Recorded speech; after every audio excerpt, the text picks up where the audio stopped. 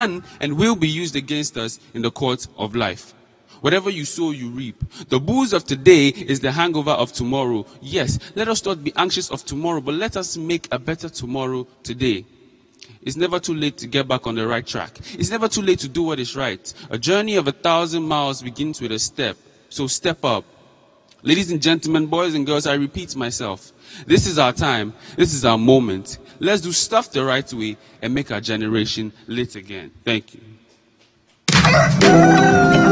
Pindukulu memoya oyingcwele Pindukulu me nkosi yam Pindukulu me tikondi mamele Pindukulu me nkosi yam.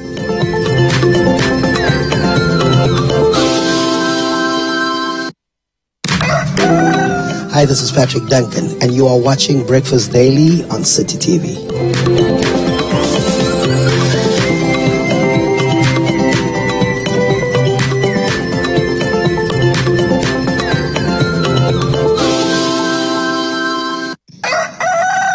Hey family, my name is Joe Metal, and you're watching Breakfast Daily on City TV. Keep watching, don't go nowhere.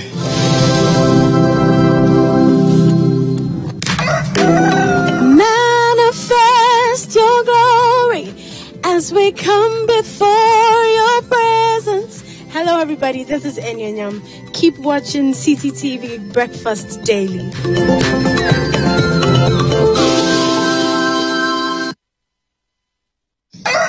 My name is Julietia Asantua Asante. Keep watching Breakfast Daily on City TV.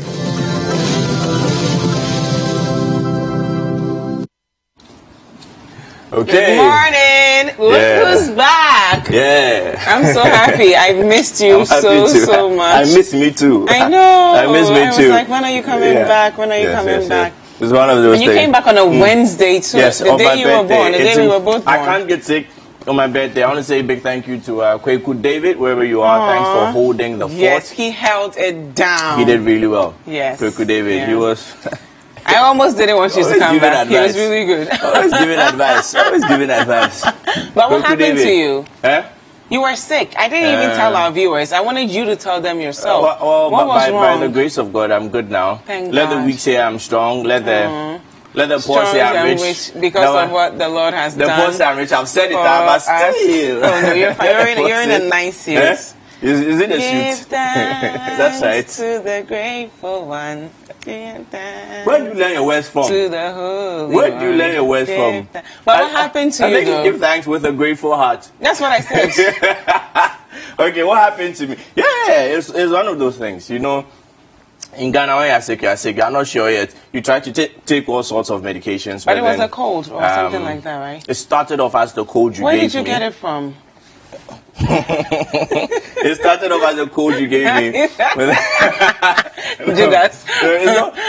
not fine. I can't accuse my neighbor, so I'm just pointing fingers. Anyway, but we thank God that all in all, I'm well. And big thank you to all the viewers who sent me messages. You know, get and well a lot soon, of people asked of you. Yeah. You know, on Sunday we had our Thanksgiving service, and people kept walking up to me like, "Oh, where's Wilberforce? Where's Wilberforce?" And I'm like, "Oh, he's not feeling well." You know, people sending messages. What happened to Spikey? I'm like, "He's not feeling well," and I felt guilty, you know, because I transferred it to you. Yeah, you gave. But you're from a different generation, so I need to be very careful when I'm around you because.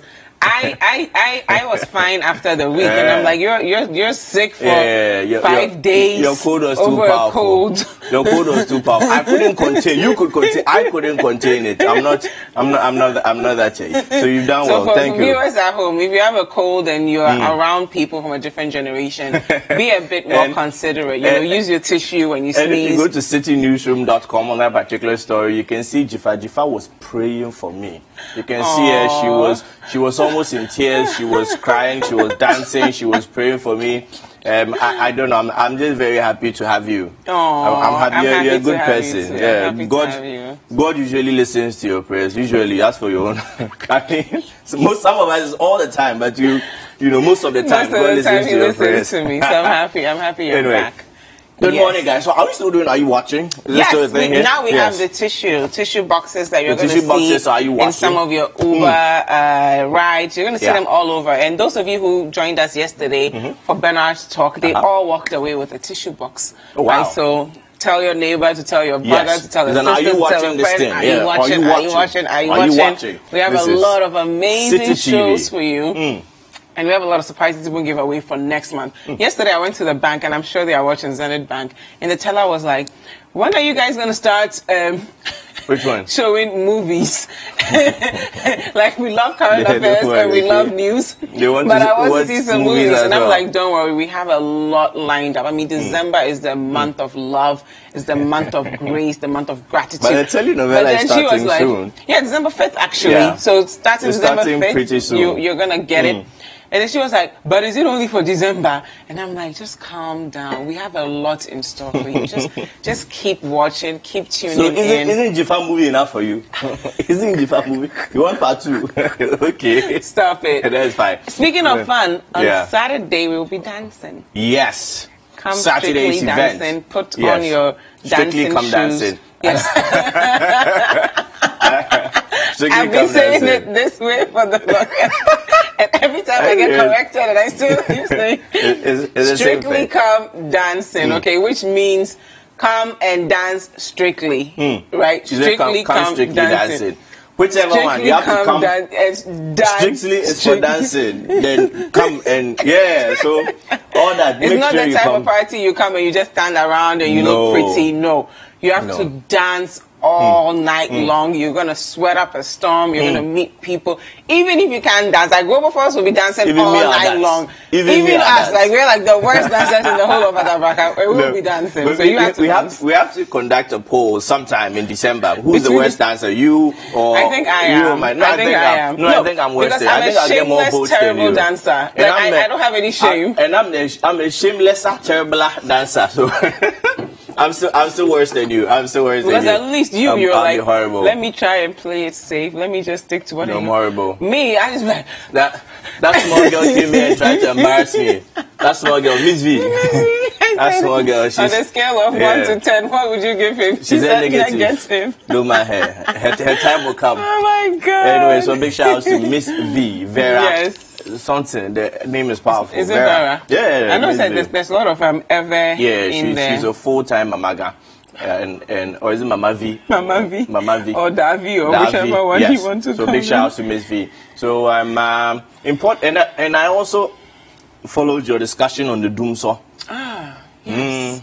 You had a terrible experience with Doomsaw. Yeah, I followed your discussion on the Is it Doomsaw. fine? Are you good now? Well, because I to knew be, a couple to be of fair, days. to be honest, the people of Kokomemle and Newtown are quite grateful that Good. it hasn't happened in a while. But that's not to say that other areas are not experiencing this. It's- But then, if you are indeed experiencing it, it's good to share. But then I'm not really experiencing it. But That's good. The saddest thing for me was when I was someone I know to be a member of one of these, for want of a better word, ad hoc security Agencies. or ad hoc security personnel, I should put it, threatened me. Well, not threatened me, warned me that I should be careful of what I'm doing amongst others because they know me.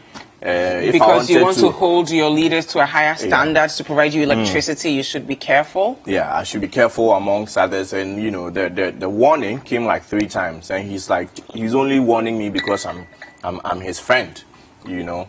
So it's only because of that I may not put out his name. But it's sad if we live in a country that if a person has to make a genuine... It's not even something that I cooked up. You know, at the time, Ghanaians were experiencing power outages. And you were experiencing I it was firsthand as experiencing well. it myself. So for me to put it out there and I'm told to be careful, it's a sad state of affairs. If indeed I needed to be careful, then it's really sad. really So I just assume maybe He it was a has personal some imaginary- suggestion coming from him. Yeah. But then based on the position that he is in, I felt it was quite sad. And it's really sad as a people that you respect those of us who have at least succeeded, you're at the table, and you have all these imaginary fears preventing you from speaking up. And it's important to speak up because you never know. You spoke up.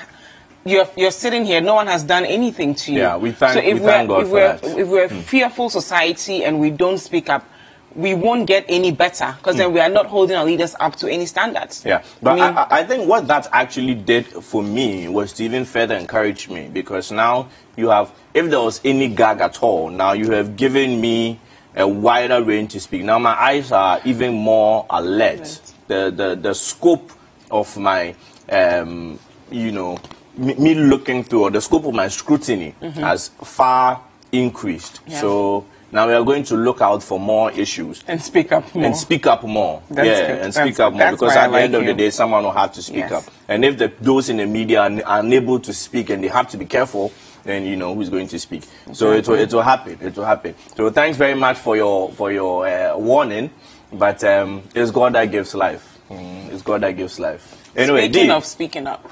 Yeah. Last night, rethinking the national conversation. Probably the highlight of my year. I mean, I learned so much. Bernard is one of those few people that when you just spend a few minutes or hours with him and you walk away with so much, and you could tell he really spent time on that piece, on that speech, right? And he talks about the three different paradoxes, right? He starts with activity without productivity. So we have a lot going on day in, day out. We are running around, you know, Makola, everybody's going around. We're saying that the economy is improving, but we still don't have anything to show for it. We still import finished goods and we export raw materials. We are constantly, you know, struggling as far as increasing our GDP from production or manufacturing. A lot of us don't pay our taxes. So yes, we have economic activity going on, but we don't have enough productivity to show for it. And then he goes on to talk about the second paradox, which I thought was amazing. I mean, Bernard is a very religious person, so for him to critique our state of morality, we call ourselves a religious people, yet we do things. People die on the roads every day, and we see it as normal. Children are being molested and raped day in, day out. We read it in newspapers. You go to Parliament, no one is discussing it. It's as though all these terrible things have become normal. Yet we claim to be religious. Discuss is the compare records. Yes, I did this, you did that. So he was like, let's look at religion without morality. If you don't have morality, what's the essence of being religious? You go to church every day. We're associating ourselves with the brands of church that we go to, as opposed to the moral right that we're supposed to gain from the churches to lead better lives. And the third one was, of course, from the media, right? And he goes on to say that we have a lot of media, but very little meaningful conversations. What kinds of people do we give our airtime to? What kind of agenda are they pushing? Are we all talking about what's good for the entire nation? Or just reporting what these politicians are saying? Are we focusing so much on politicians? And do we have a bottom-up approach or a top-down approach? If something is happening in town and an old man is being refused a bed in a hospital, are we going to tell that story? Are we going to tell a story of government saying we are going to do this, we are going to do that, we are going to do that? What kinds of stories are capturing our headlines? And how is that also informing the general public that this is what we give priority to?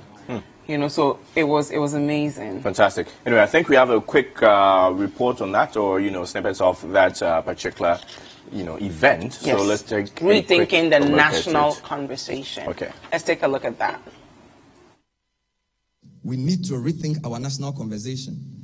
I present 5 shifts in the national cycle we must have to reinvent our democracy and salvage society. Shift number 1. From electoral politics to development politics. Our electoral democracy has gone through an interesting phase. We must move to development.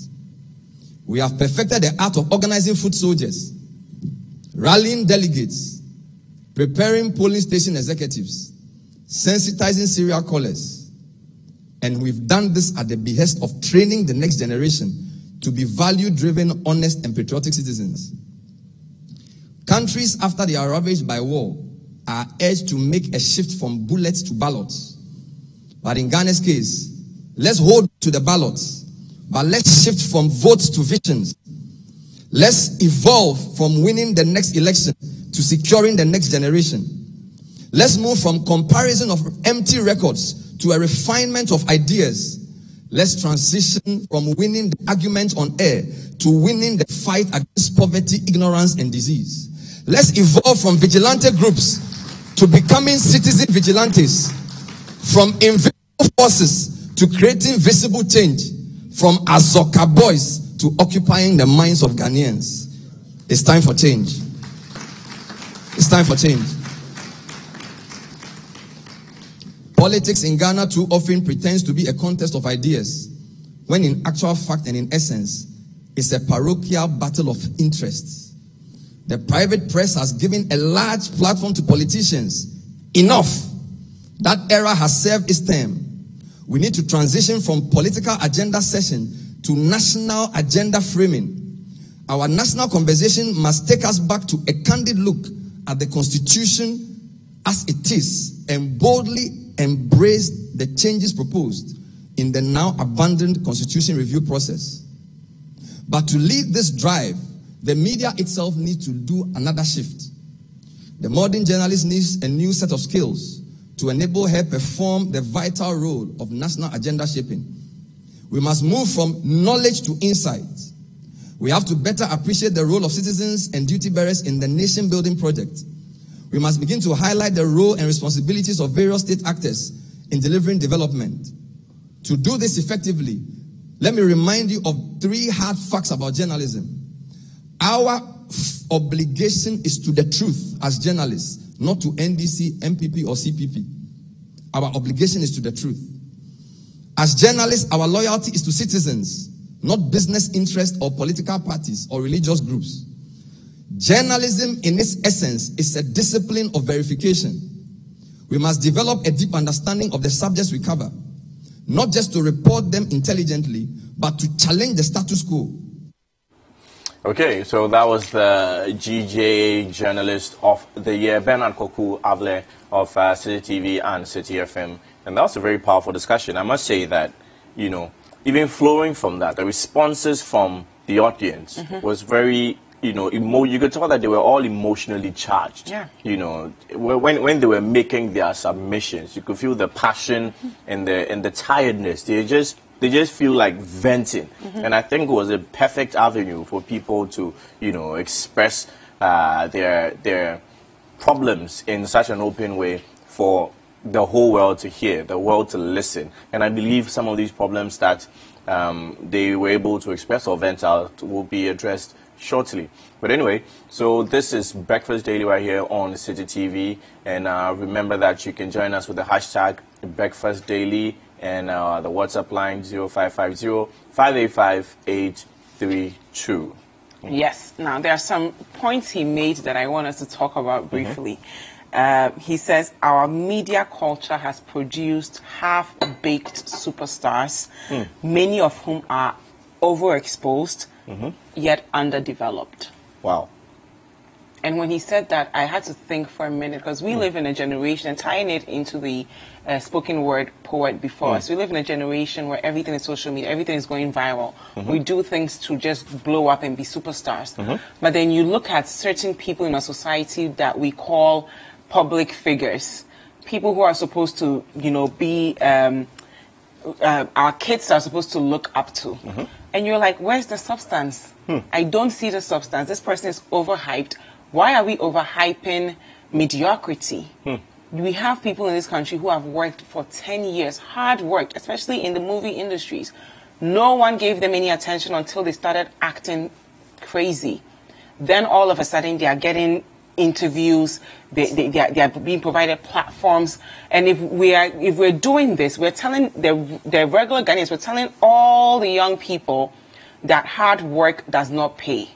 Take the easy route, make a fool out of yourself. Make a fool out of yourself. Do something, just belittle yourself and be mediocre. Then we'll give you the platform. Yeah, I mean, people, I'd even venture to mention names. There's even in recent times, there's a young man who refers to himself as weed teacher, which is really, really sad. But these are the sorts of things that we seem to glorify. When he speaks, he's happy about the fact that he says he's trending, and it's the sort of thing that I don't know what sort of thing maybe influenced him. Yeah. So it's not to criticize him per se, but just to talk about the general culture of quote and unquote what makes a person a celebrity in Ghana right now. And it may not just be a Ghana thing, but then still as Ghanaians, we should find a way to keep higher moral standards, amongst and within us, and portray a better picture of the country to the world. I completely agree. And he also said something. He critiqued politicians a lot, right? And there's something I found interesting. I attended the NPP Congress in Koforidua. And I'm speaking to them, and everybody spoke, the delegates. They're like, we want to retain power. We want to retain power. We are voting people who are going to help us retain It's all about power. that. And when we went to trade fair as well, when we were engaging the NDC delegates, they're like, we want to come to power, we want to come to power. And even me then, I didn't see that that's a problem. Do you get me? Because even the kinds of questions I asked them, what are you going to do to win back power in 2020? As opposed to, what would you do to serve the people of Ghana? You don't get that sense of service. It's as though we've placed power and positions over serving the people of Ghana. And I like that Bernard said that we are a reflection of our society. Our leaders are a reflection of us.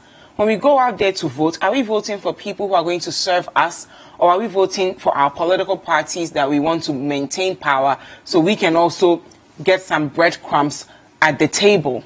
And if we're all looking to take from the table, what's going to be left for the next generation? And I think these are the genuine, sincere conversations we need to start having, so that everything we do every single day will be driven by an intention to leave this country better. There are people all around the world who are focusing on putting their countries first. These are the countries we all migrate to. What are we doing to make Ghana the country that people want to migrate to and succeed at? In respect of voting, we have gotten to a place where, sadly, we may not have an ideal candidate.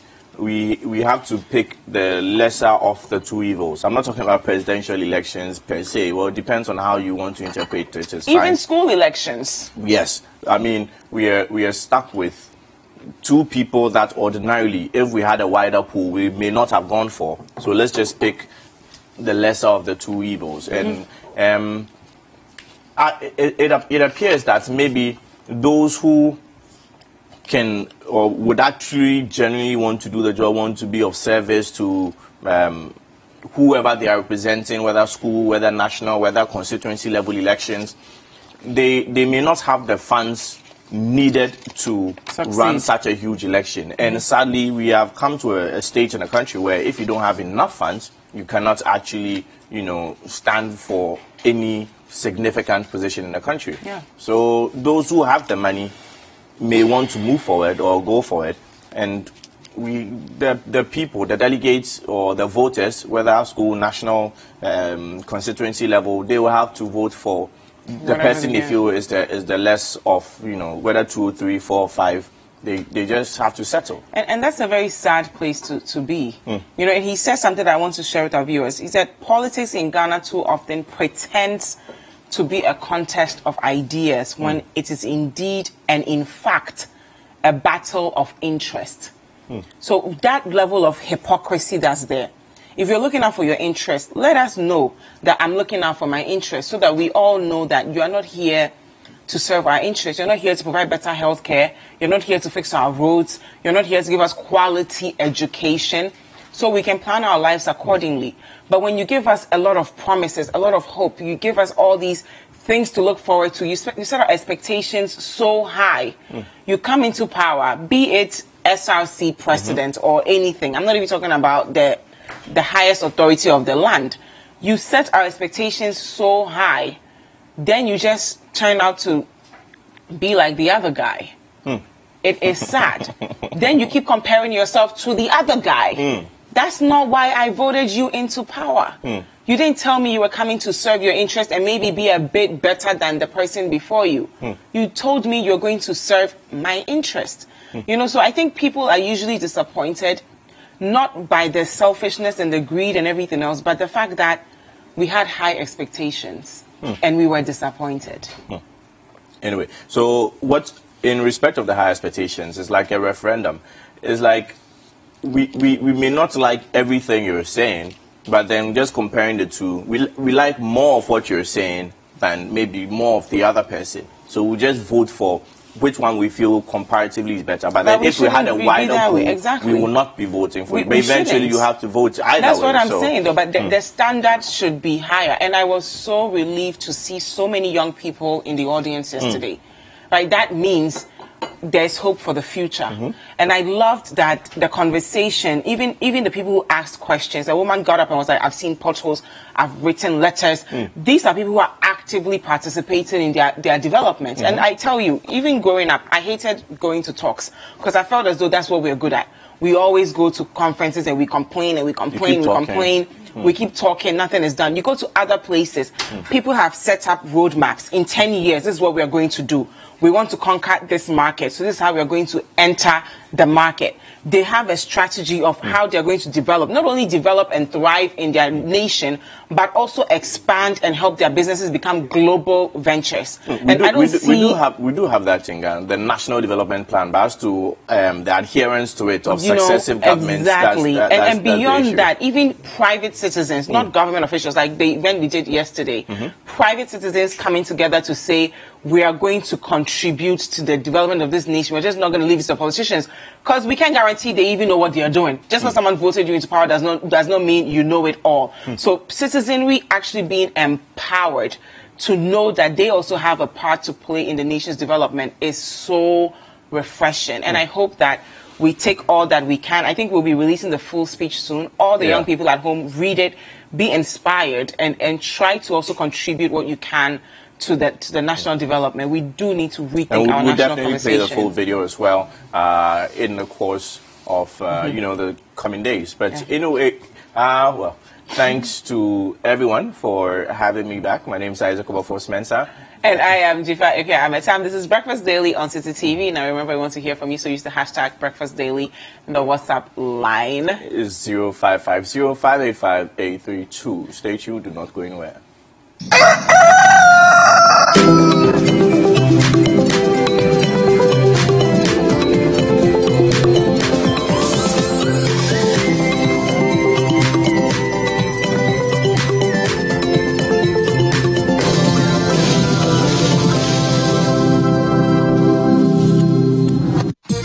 Quero ver todo mundo balançando.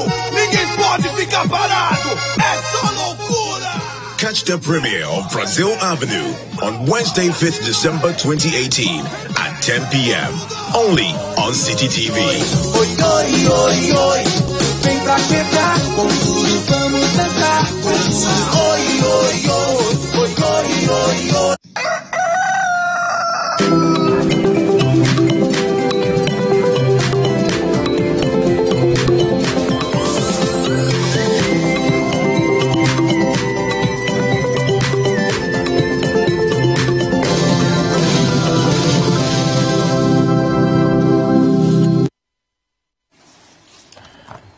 Welcome back. This is Breakfast Daily on City TV. We are in our news review segment, and we're just going to start with the headlines. I'm going to start with the Daily Graphic. So the Daily Graphic says here, Ghana certifies first gold bars. That story is on pages 32 and 49 of the Daily Graphic. REGSEC begins engagements on Dagbon Chieftaincy Road Map. So that is REGSEC. They've begun engagements on Dagbon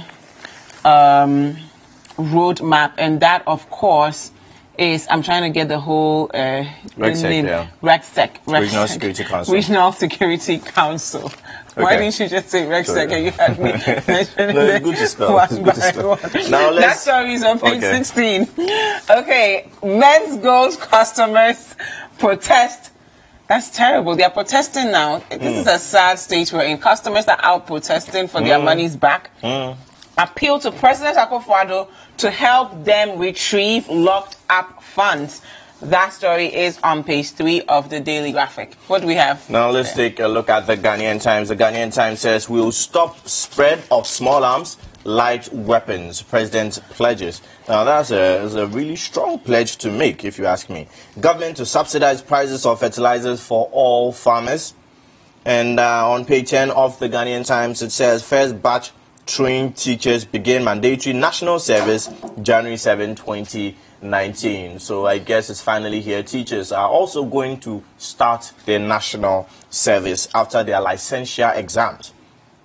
And GSA issues first gold production certificate to Gold Coast Refinery Limited. And the full story is on page 10 as well of the Ghanaian Times. Okay, now let's take a look at the Herald. The Herald says, stop playing God. Mahama tells Akufo-Addo.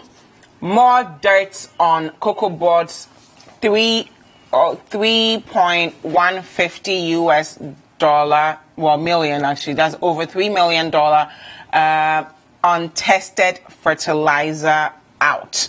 So there's more dirt on Cocoa Board's over $3 million untested fertilizer out. AG witness caught with 2 conflicting scientific reports. Stories on pages 3, 4, 5, and 7. That's a very long one. Yeah. Deputy Maslock boss involved in school feeding scandal. Government feeling effects of tariff reduction, says Kwabena Donko as bill go up next week. Now let's take a look at the new Crusading Guide, which is saying here really, really strongly that upset of small arms fueling conflicts is coming from the president, and the full story is on pages 3 and 10 of the new Crusading Guide. Also, ex-soldier leads attacks on Bichili residents, and the full story, Bichili residents, and the full story is on page 10. Now, Let My Vote Count Alliance condemns vigilantism, says it's a threat to democracy. And of course, David Asante is the convener of Let My Vote Count Alliance. So Let My Vote Count Alliance was an independent group. It was led by David Asante. And now David Asante is the managing director of Ghana Publishing Company. So he's criticizing the vigilance. Yeah, last week was his birthday. Belated happy birthday, David Asante. Okay. Bagbin consoles Winneba bereaved families.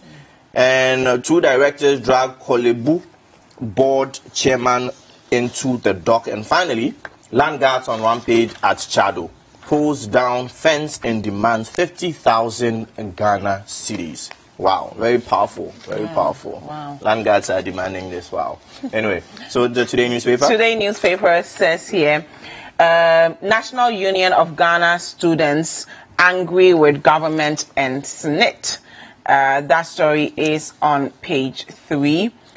Advocate chickens out in UEW resumption. So that story is also on page 6 of the Today newspaper. Educationist stirs controversy, wants qualified managers to head schools, not teachers. That's interesting. I think that's a good perspective. I mean, if you're heading a school, that's more of a management thing, not really. Being a great teacher doesn't mean you're a great manager. The teachers will kick against it. You shouldn't start. It won't work. Well, that story is on page 3 if you want to learn more about it. Now straight to the Gold Street business. BOG holds 2-year monetary easing. Lending rates stop falling. So you can catch that full story on the front page and on page 2 of the Gold Street business. Government targets 15% stake in first gold refinery. And, well, we're hoping for a higher percentage. $1.7 million e-procurement system goes live next month. And the full story is on page 4 this morning of the Gold Street business. Okay, now let's take a look at the ABC News. ABC News has it here. Free SHS double track. So far, so good. That story is on page 5, and it's an editorial. So I think we need to be a bit more optimistic as a society, right? So I'm happy that so far, so good. Our neighbors' agriculture gains should push us. president to farmers. I think so. I mean, an agricultural revolution is so long overdue. I look forward to a Ghana that Finally, takes pride hopefully in saying we've produced everything that we eat. Do you know what that will mean for us as a society? Number one, more. no, not just eat more. There's this whole movement of knowing where your food comes from. You know, it's spiritual eating. I was listening to it yesterday, actually knowing that this comes from here. So that's the number one thing. And also the farmers will benefit a lot. Okay. So what other stories do we have? Page 3. I'll tell you more about it after the show, about the spiritual eating bit. On page 5, we have VIP to launch phase 2 of mobile money interoperability today. So that's a big one. Phase 2 of the mobile money interoperability is going to be launched today by the Vice President. Econs professor scores Akufo-Addo 70%. I don't think that's okay too. So far, so good. 70 is not, it's not that bad. But do you have any more? I want us to look at some online stories now. So, citynewsroom.com, Ghana must shift from electoral politics to development politics, and that is from the GJ Journalist of the Year, Bernard Kokuavle, on citynewsroom.com. He also goes on to say, we build fanatical followers of church brands, not Christians. This is also coming from Bernard Avle. Now, we can't give excuses for Dumso after 2 years. And of course, Kennedy Japan says this and get a full story on citynewsroom.com. Actually, we'll be touching on that story shortly. And Agalga fights upward review of service years for military officers. So that story too we shall be touching on if there's enough time. $650 million syndicated loan not invested at the bank, COCOBOD. So get this particular story and more on citynewsroom.com. Now we shall introduce our guest for this morning's program. We have been joined by the Member of Parliament for Tarkwa and Suem, Honorable George Mekuduka. Good morning, welcome to Breakfast Daily. Good morning, my brother. We'll be touching on some of the comments that you've made in recent times, especially asking the minority to apologize to Ghanaians on the Dumso issue. So we'll be touching on that shortly. We've also been joined by the former national organizer of the NDC, Kofi Adams. It's very interesting introducing him now as former. Yeah, so how do you feel? Does it feel awkward when you hear from Very good. Because I had prepared for it. Wow. It wasn't something that I contested the election, so I knew even as at 2014 when I was going to do just one term. So this I knew I would surely get there. So every transition you would have to prepare for it. When you prepare, you would always. And are you confident in a new organizer? Oh, sure. I'm confident in the team that we have selected, and I know they can't do it alone. They will do it with all of us, our support. Those of us who have garnered a lot of experience, been in various positions, have to support them. They are only in leadership, but all of us must work with them. Finally, as a concrete decision, really quick, as a concrete decision, what's next for Kofi Adams? We are waiting to see what the party's lineup of activities but for now, focus is how to make sure that the reorganization we've done stays on and will achieve the results of winning the 2020 elections. Okay, fantastic. Now let's go to our first story. Men's Gold customers protest. Yes, page 3 of the Daily Graphic says here, Men's Gold customers protest appeal to President Akufo-Addo to help them retrieve locked up funds. Aggrieved customers of Men's Gold Ghana, whose investments have been locked up in the company, have now turned to the President and other state institutions to help them retrieve their funds. Daily Graphic spoke to some of the people who were demonstrating, and one of them said, today we have people from the Western region, Central region, Brona-Hafo, Ashanti, and other parts of the country joining in this demonstration. I want to state that until we get our money, we will continue to act. So this was actually the organizer, Mr. Dennis Brown Tiso, who was saying that they will continue. People all over the country are really upset because they've not received their money. Another person said, I personally invested 100,000 cedis in the last 6 months, and I cannot sit idly for my money to go down the drain. We want the Bank of Ghana, the President, Parliament, and all who matter to act for us because we are only investors. And so if the entity we entrusted our investment is not operating legally, it is not enough to just shut its operations without helping us retrieve our money. So both of these calls were actually coming from the organizer of the demonstration, Mr. Dennis Brown. I'll start with you, Honorable. How do they, how do we help these guys? Because on the one hand, we're saying you did it at your own risk. We warned you. You continued. But they still need help to at least get their monies back. Well, let me say a good morning to your cherished viewers and also commend you for the good work. Jifa, you're doing well. And my brother, I was impressed. This is my first time of coming. And I also thought Kofi was going to extend his regards to the people of Buem. And I don't know whether he has no direction to that effect, but we live to see.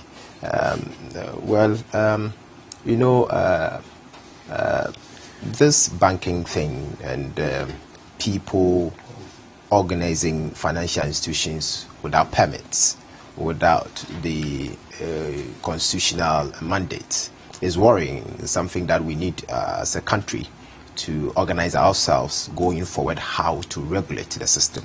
And that is what the government is doing now, to regulate, to have a system that people will have confidence in. If you invest in, you need to have confidence in that investment that you do. But notwithstanding that, we as a government, we need to also find ways of protecting the citizenry. I believe it is important that we do that. And when I heard of the demonstration, I said, why the demonstration? Because I personally, a lot of people from my constituency, specifically Tarkwa and Sayim, invested, in this Men's Go thing. So I do get a lot of calls. And why did they do that? Didn't they get enough education? That is a possibility. Because I at one time I made a statement that why do you invest without doing a background check? And that was a challenge to me as a lawmaker, representing them. They didn't understand me then, but they got to realize that I was making the real statement. So sometimes when we are investing, we need to be careful as to where we're putting our future, because investment is to protect your future. And if you do that without recourse to the sort of institution that you're going to put your money there, I believe you're doing a disservice to yourself. But I think it's time for us as a government to look through, ensure that their assets, whatever they invested, is also in a way secured for them. And that is what we're doing. What do you mean that their investments are secure for them? As in their deposits or their principal? I mean the principal. Because now no one will be paying the interest. And Men's Gold in itself, I think they've also assured the customers that they're going to pay, and they are also rolling some on internet program. There's an online version of Men's Gold. Obviously, and I've been educating them. About 2 or 3 people called me about this, asking me for my views, and I told them, look, those that you meet at Men's Gold offices, they are people that you can talk to over the counter operations. If even you couldn't have trust in that, how would you have trust in something that people that you don't see? And they are telling you, you're saying government should take steps to secure the principal, but government appears not to have done anything to secure the principal. It's a process. I believe Rome wasn't built in a day. Now we even want to know the total amount of investment that these customers did with Men's Gold. We haven't done that yet. We need to also reconcile with what they have at the moment, know where they got to, and I'm happy the matter has been sent to court now by some individuals and other people. You keep mentioning individuals, but it appears the state is not doing anything. I had a conversation with Reverend Ugbami, who is the head of the SEC. The SEC has assumed jurisdiction of this issue. Now, the SEC has more or less suspended the operations of Men's Gold, or that aspect of the operations. And as part of the Securities Exchange Act, what they're supposed to do is supposed to, Securities Industries Act, one of the objects of the SEC is supposed to protect depositors. And the SEC is doing almost absolutely nothing in respect of men's gold. So that's where we are now. Now the people are also demonstrating, and they're saying 1 million depositors means 1 million votes. So they're also threatening the government in respect of same. Now what will be your response to that? The threat shouldn't come at this point, because I don't see why we should threaten now. Because first of all, men's gold, government only showed the balance sheet of men's gold. You invest, and I tell you, look, you give your money to GIFA. I'm using it as a scenario, and your money is not with GIFA as you claim. So do cross-check, and that is what the government is seeking to do, to tell the customers that yes, you deposited your money with men's gold, but they are not using your money for the purposes that you intended. So check. And for government to in a way show you the balance sheet of men's gold doesn't put the government at a corner where you think is odd, and therefore demonstrate against government. And I don't think the demonstration was against government, but it was against men's gold. Maybe you're not going to. What I'm saying is that beyond suspending the operations of men's gold was, whether they were operating illegally or not, they were paying returns to these depositors. Now, beyond stopping the operations of men's gold, what is government doing to protect these depositors? Unlike DKM, where government is securing, has indicated that we are going to pay these DKM depositors, unlike the banking industry, where government has invested over 8 billion to secure depositors' funds. With men's gold, absolutely nothing has been done. And the finance minister has indicated strongly that nothing will be done for men's gold. Took it at their own risk. Exactly. So beyond suspending the operations of men's gold, what is government doing to protect these Yesterday, depositors? for instance, I had a chat with one of the top echelons at the finance ministry, and he indicated to me that they are yet to go through the finances of men's gold, and that vis-a-vis the customers, to see how they can approach the matter. So it's not like they are going to be abandoned totally.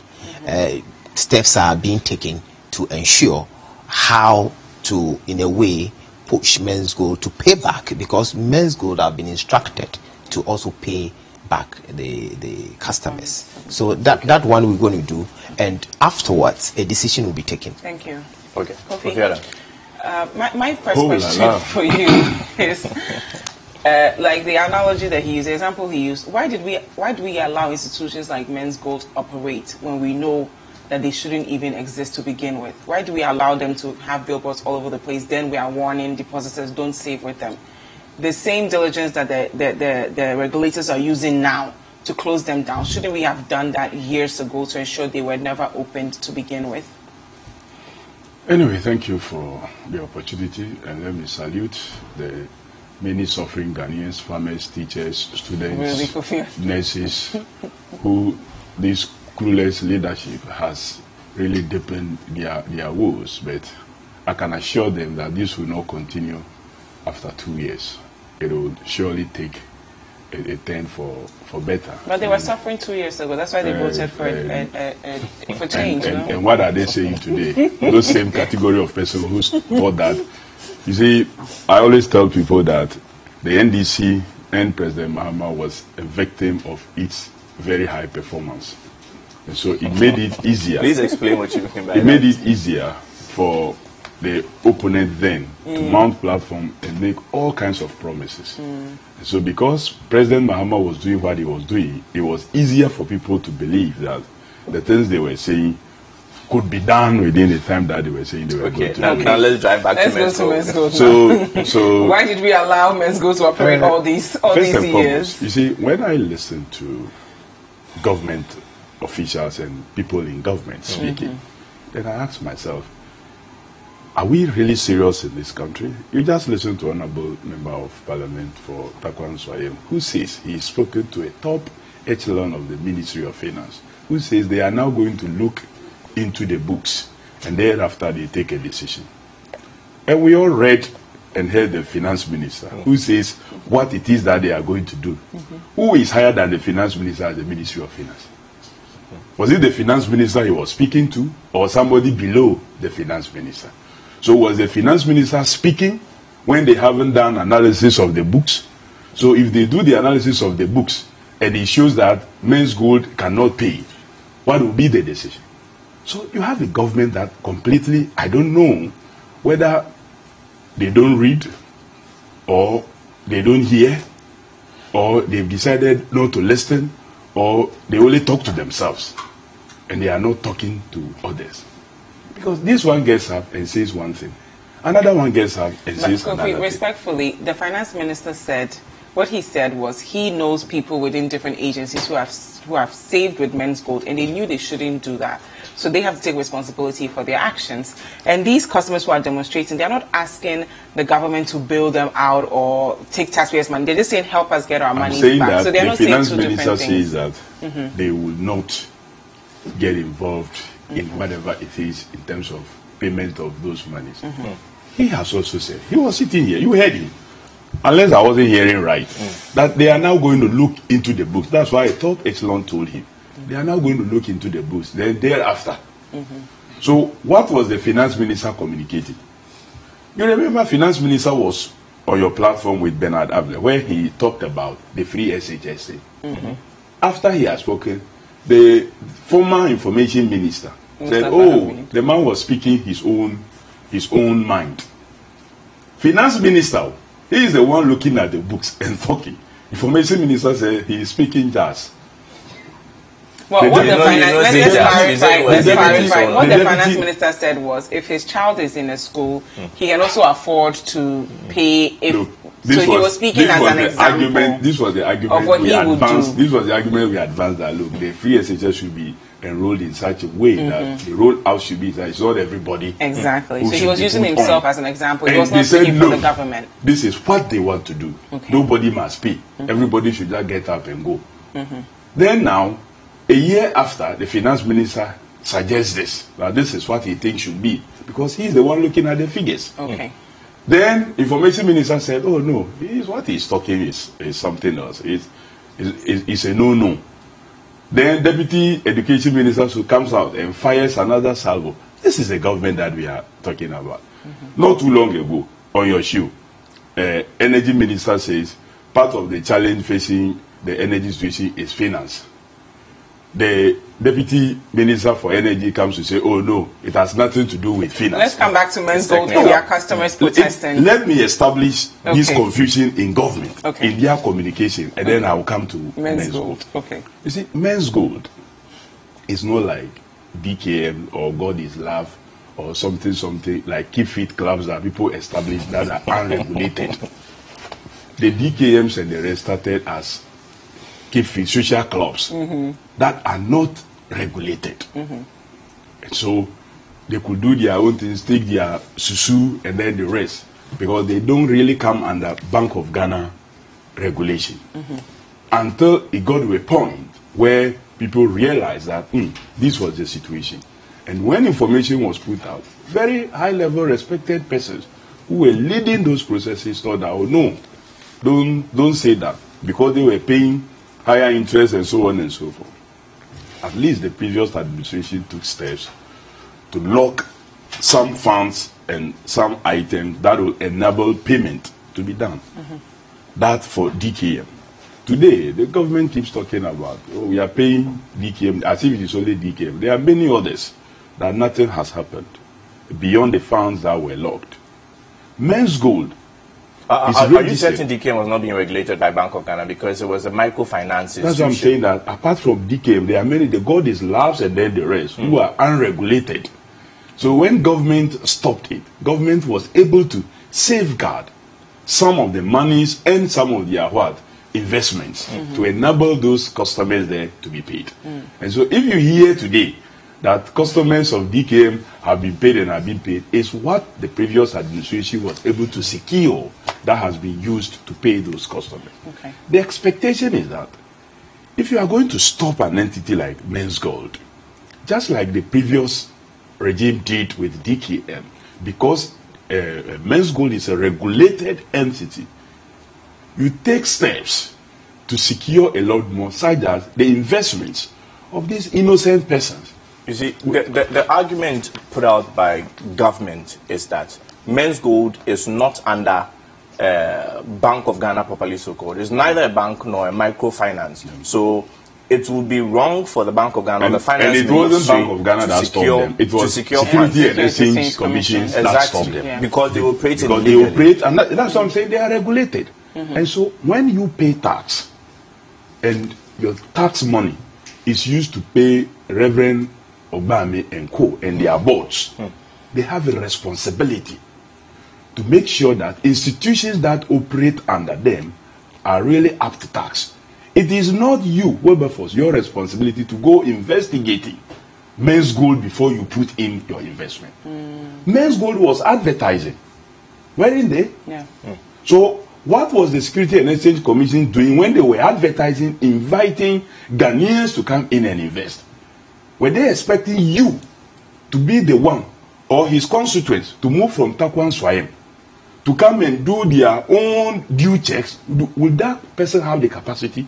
You have only about 10,000, 20,000 you want to go and invest. Then you think that you should pick a car from Taquan Swayem or a village from that village to Takwa, then pick a car from Takwa to Takoradi, then pick a car from Takoradi to Accra, and come and stay in a hotel and investigate Men's Gold, and to know that Men's Gold is operating right. So you don't feel the warnings from the state were enough? Because while they were looking to shut down the operations of Men's Gold to determine clearly that this was an illegality, they were issuing out warnings for years now. Of course, not for years. When the warning came, the warning started in 2015. No, that was where they rushed in people trying to withdraw their monies happened. The warning didn't come. No, the warning started in 2015. I'm saying that the warning didn't come the way it should. How should it have come? Of course, it should come the way it came finally. But that created panic, though. So you still want to warn people. It didn't. So that's why people started. Listen. When you were warning people and they continue advertising more, and even roping in MPs. I know a lot of MPs who invested and national organizers. A lot of possibly a lot of organizers would also have put in when they were roping in MPs. Even them, you see, they went even wild. And so, when you knew what they were doing was not right, you have to start taking steps to secure the investments of these innocent persons, so that when the last alarm is sound, you know that funds are secured.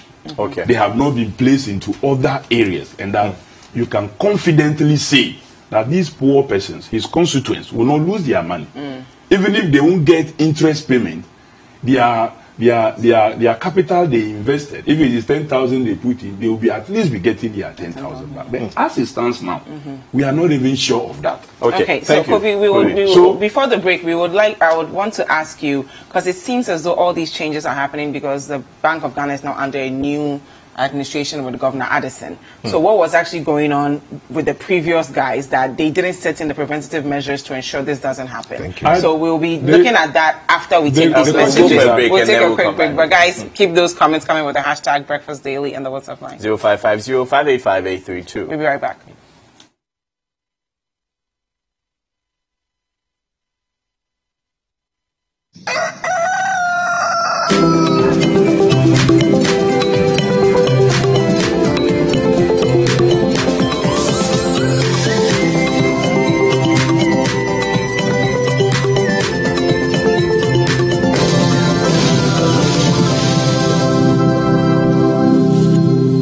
This is The Point of View. We are live on City TV this and every Monday and Wednesday at 9 p.m.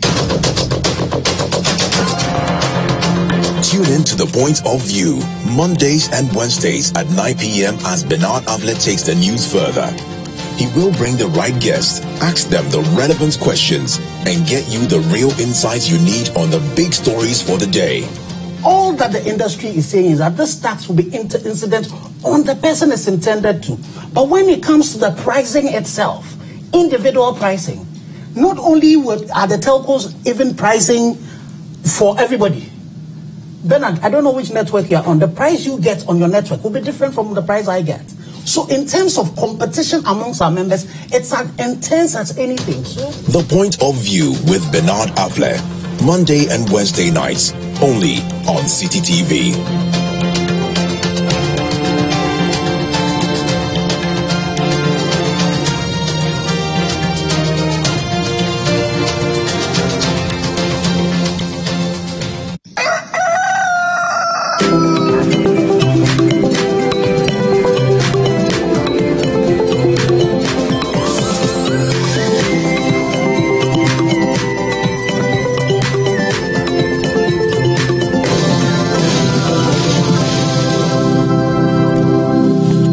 Okay, welcome back. It's still Breakfast Daily right here on City TV. Keep your comments coming in. Hashtag Breakfast Daily. And of course, the WhatsApp line 0550-585-832. I'll just read one message here. It says, okay, maybe one more. Hello, Wilberforce and Jafar. Well, I've not... okay. He goes on to criticize quite a lot of other people, but he says he loves Breakfast Daily. And... he says representatives of both NDC and MPP. Okay, so I'm not getting the message well. Anyway, another message here says, I think the MP should be honest. They were warned by authorities and they won't listen. What should government do? I think rather he was referring to Kofi Adams on this one. Like the DK, not Men's Gold customers were warned by authorities and they did not listen. What should government do? This is coming from David Kofi Wayo. He's writing from Takrade and he uses the hashtag Breakfast Daily. We have seen more of your messages. Keep them coming. We shall read them shortly. And I will take concluding comments on So before the break, we were talking about Men's Gold customers protesting, and I asked Kofi Adams that this happened under your watch. Why didn't we set preventative measures in place to ensure it doesn't get to a point where we are being reactive? Wilberforce, Men's Gold registered to do a particular business. And so you cannot immediately stop them because when they registered, they stated what it is that they want to do. So when you hear adverts that they want to go beyond what it is that they have registered to do, then you state they want to. It wasn't in 2015, it wasn't in 2016 that they went haywire the way they did. But there was that indication. If you take your platform here, if you register to do radio and TV, and now the next thing we hear is that you have extended into selling clothes or taking people's money. That is clearly attempting to go beyond what it is that you have registered for. And I'm saying that after the 2015-2016 warning, we had 2017. Why didn't we close them as we did? But before 2015, the Men's Gold actually registered as Men's Bank. Right, then they did with a K, then they went to Men's Bank with a K. All those things should have been a trigger that these guys need to stop what they are doing. But we didn't stop them at that time. They were registering. And if you register, you state what it is that you want to do. So you've gone from Men's Bank with a K, Men's Bank with a C, then you've gone to Men's Gold, and no one is checking you. So that is why a certain signal, a trigger, was put out there that let's watch them. We had 2016. 2017 came, 2018 came, and it's getting to an end before we decide that we were closing the guys down. We also had 2014. So because we were late in closing it down, that's a justification for why you feel the state should find fines for the depositors. After realizing that when they registered in 2014, they started business in 2015, and then they registered another entity again, and it was continuing, and then there was that warning, and then the leadership changed. The next thing to have done was to immediately stop. But we waited the whole of 2017. I didn't hear of Men's Gold in 2014 or 2015 or 2016. I heard of them. It was in 2017. Actually, they came to our office as part of their marketing to register some of you to attempt to convince us to invest with them. But me, such things I watch. Things that gives you all kinds of higher interest above the certain industry they say, straight away I watch. So I'm thinking that this stopping could have been done earlier. Or just as you were watching, you could have educated the general public to watch as well. More people A lot more people. You see, as Kofi, please for educating Thank you. people Please to watch. Thank you. Okay, as thank for you. educating Thank people you, to watch, Kofi. it's not in 1995. Thank you, Kofi. You remember Thank you. Piram? No. Thank you. I remember it was 500. Kofi, we thank you. We thank I don't want to say you. We thank you. We thank you. You remember Piram and it was 500. Yes. So as for telling people to watch, you will always tell people. The government finally, as leaders, he's ended. He has ended, Honorable. As leaders of this country, we must be taken seriously once, and for that matter, politicians. You know, sometimes we make statements, and I don't know whether we tend to forget where we were and where we're sitting now. Kofi was in power and played a key role in the government then. Men's Gold was around in 2014, 2015, 2016, and all these years they were making these adverts. Under your watch, they got registered fictitiously because we're not having. To be fair, the adverts increased in 2017 and 2018. No, but they were around in 2014.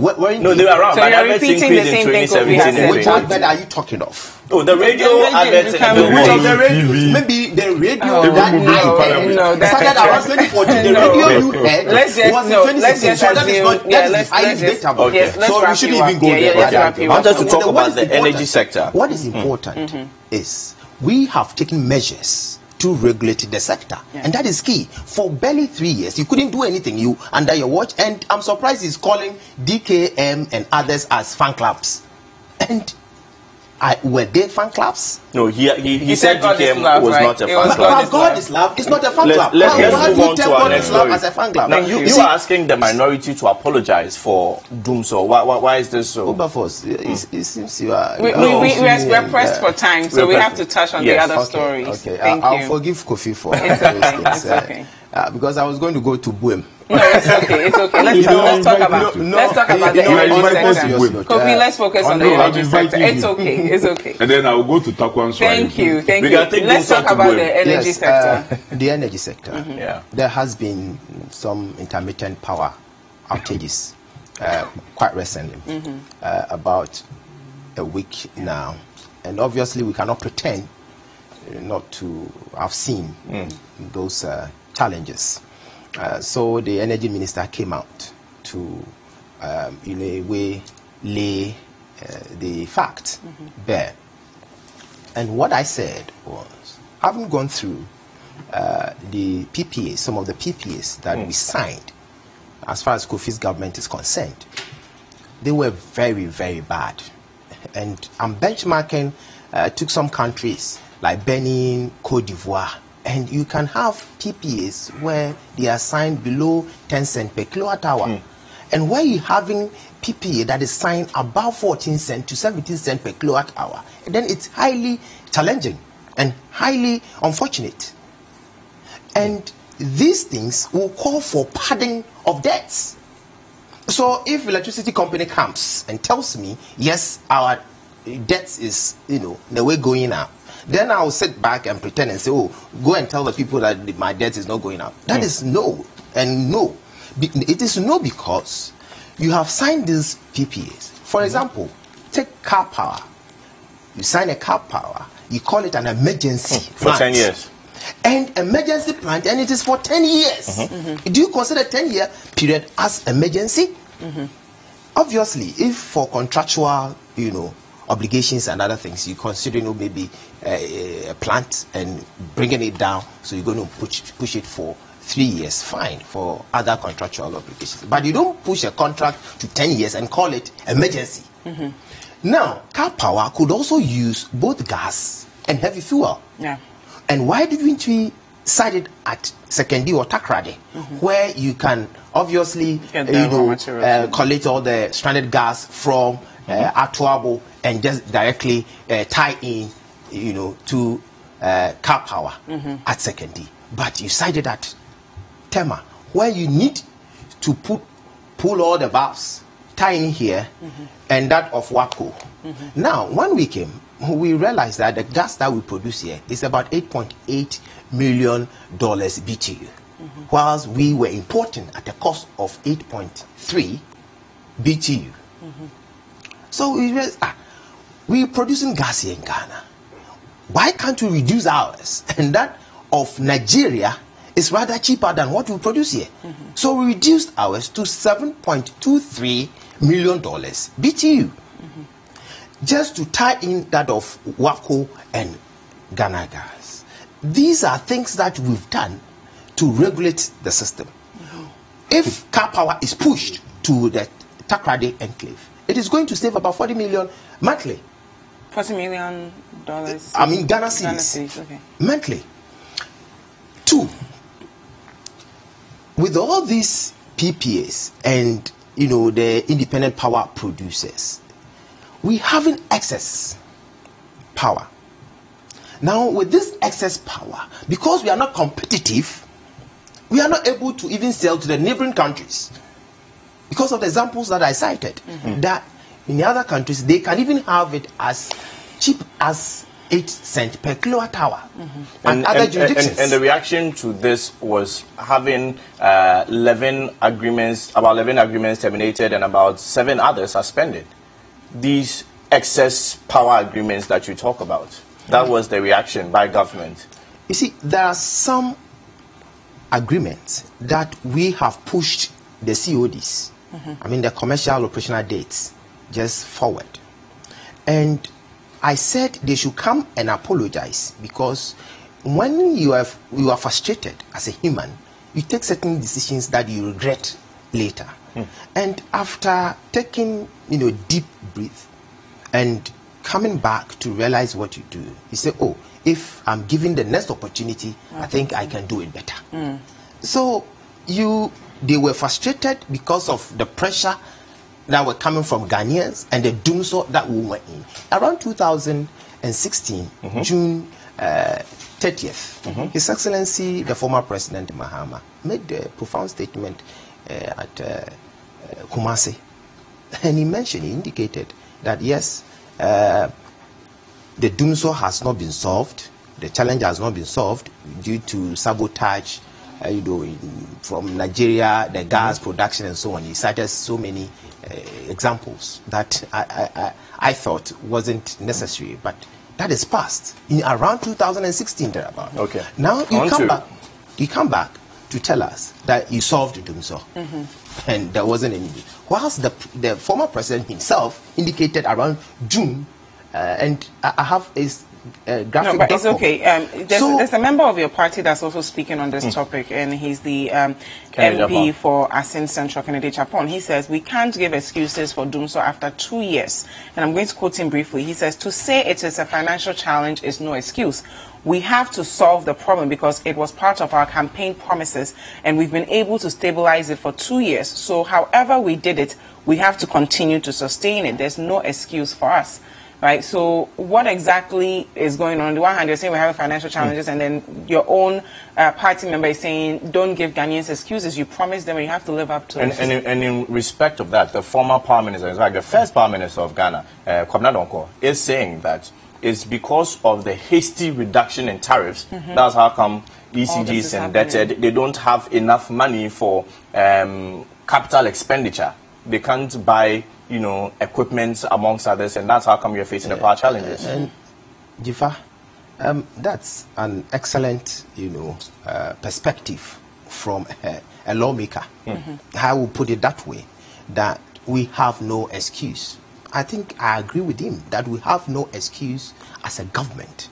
But I want to put it on record that we are not in doomsday era, because the doomsday has been well defined by Wikipedia. And the key words that were highlighted: persistent, irregular, and unpredictable. These are 3 key words that are found in the definition. And my co-host actually experienced that last week. I'm trying to understand which part. Persistent, irregular, because we didn't get any communications from the government that we're going to have the electricity go off. Right, and there are people in, I think, was it Wager, that had 6 hours of no electricity. So persistence can be a week, 2 weeks. It could also be 6 months. You just define doomsday for us. So we saw some symptoms of doomsday last week that we weren't expecting to see you know, 2 years after you've promised change. I'm happy that you've even answered your question, that you saw symptoms. Symptoms different from the reality. Okay. So that is the point I wanted to establish, and Jifa has rightly answered that we're not in Dumsor era.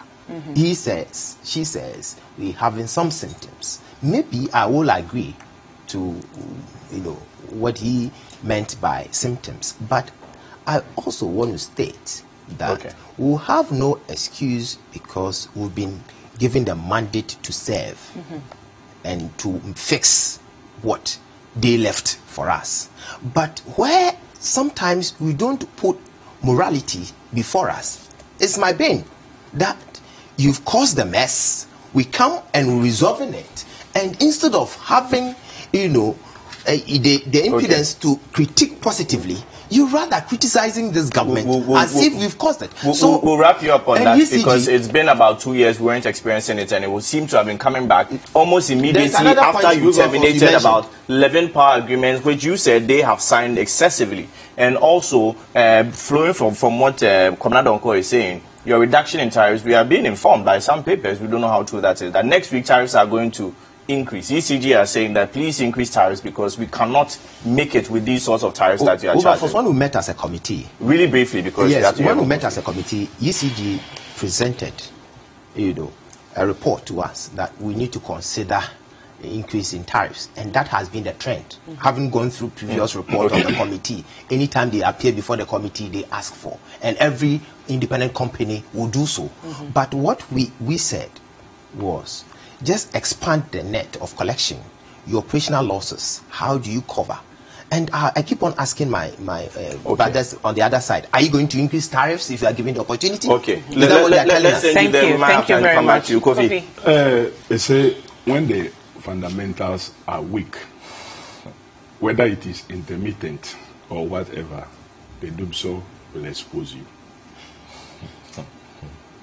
First and foremost, in his earlier presentation, did we hear Men's Gold customers not getting their interest or monies in 2015, 2016? Did we hear any such thing?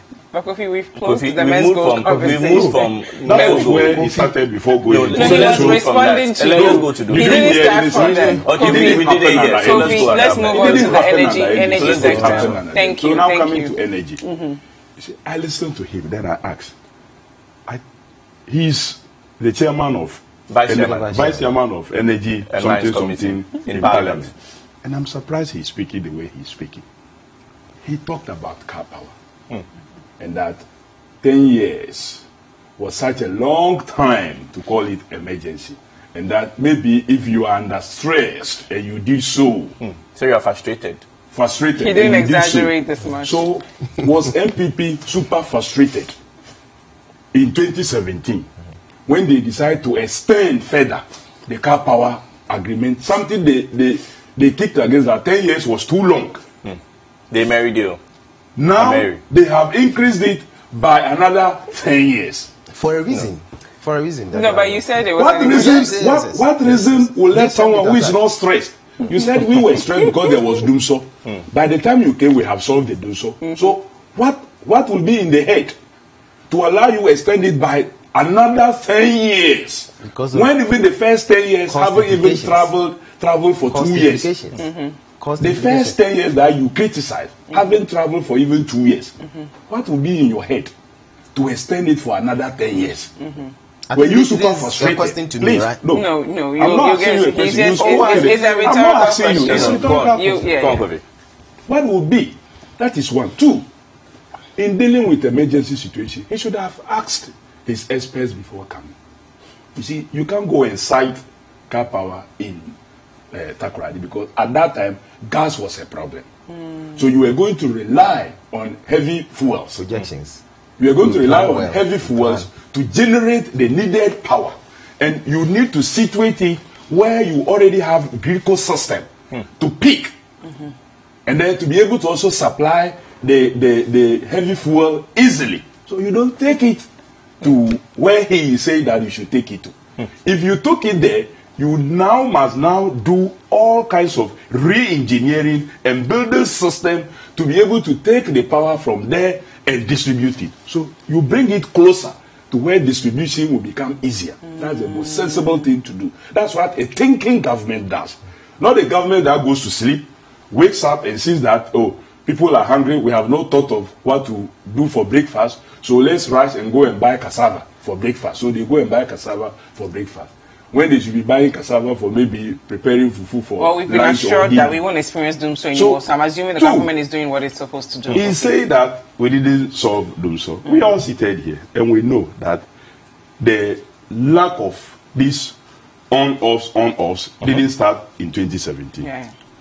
The vice president himself, in one of his campaign messages, said, we shouldn't, NDC or President Mahama should not be thanked for solving doomsday. He said so. If you had not solved it, why would Dr. Mahmoud Bawumia, now vice president, then running mate, be saying that we shouldn't, Ghanaians should not be thankful to President Mahama for solving he didn't doomsday? categorically. Oh, you always say this categorically. Please. Kofi, let's wrap you up. And another point is this their hypocritical reduction of tariffs without making same arrangement to make sure that if you were reducing for the consumer, you were going to make sure that you subsidize. So you just reduce and put pressure on ECG and GRIDCO. So all these other institutions will now be owing GRIDCO. So GRIDCO cannot pay even the Atuabo gas that we built. They are owed so much that today they are not able to service their machines and be able to produce what is expected of them. So what is this government? This government is only there to destroy what has been built for this country. For God's sake, if they can manage with 111 ministers, we had just 83 ministers. We were able to sign all these power purchase agreements. We were able to do all these. All the power purchase agreements, they have deemed them quite excessive. About close to 20 of them have been terminated or suspended. That is where we find ourselves in the state that we find ourselves today. Because they don't even understand. Instead of asking for explanation, you sit here somewhere. Why do you think that the president was misled into signing the American deal? Where they can get a job, they are quick at that.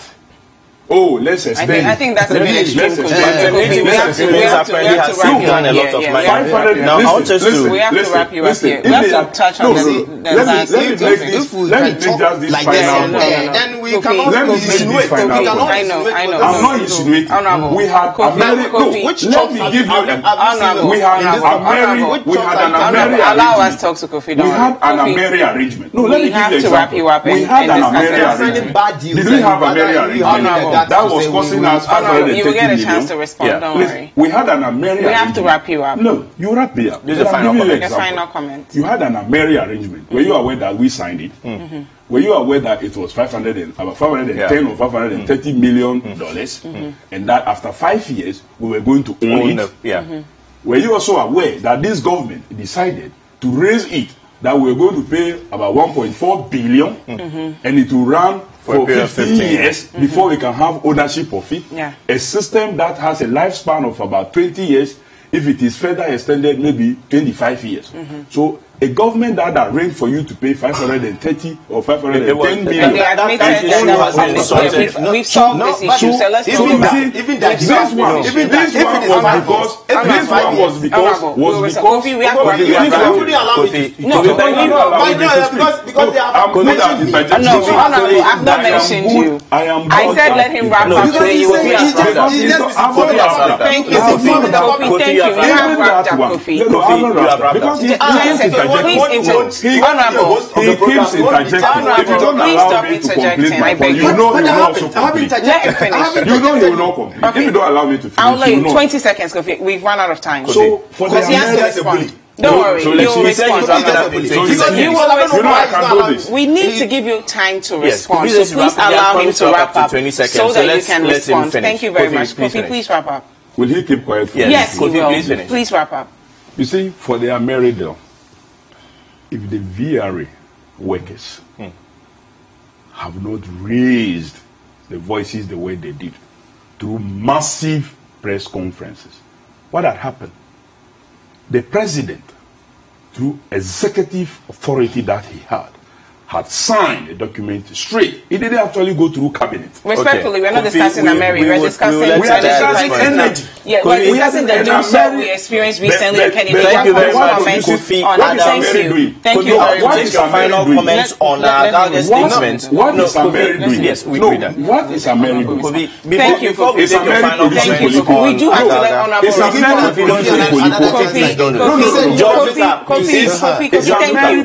we were discussing Kennedy Japan's response. I am discussing Kennedy Japan's comment to Doom. I am discussing Doom. Thank you, Kofi. We are discussing Doom. Thank you, Kofi. It's Ameri producing. We have run out of time, Kofi. No, it's Ameri producing. It's producing power. Thank you very much. Thank you very much. What has resulted in doing so? We know the issue. Yes. So why shouldn't discuss Ameri? Okay, you have discussed. No, why will you say we shouldn't discuss Ameri? Kofi, thank you. Thank you very much. Thank you very much. Honorable, please respond. I'm really surprised that you are saying that we are discussing doing so, and when you bring in Ameri, you say you are discussing doing so, and we shouldn't discuss Ameri. It's not into energy. Ameri is not producing. I want us to rest the energy story.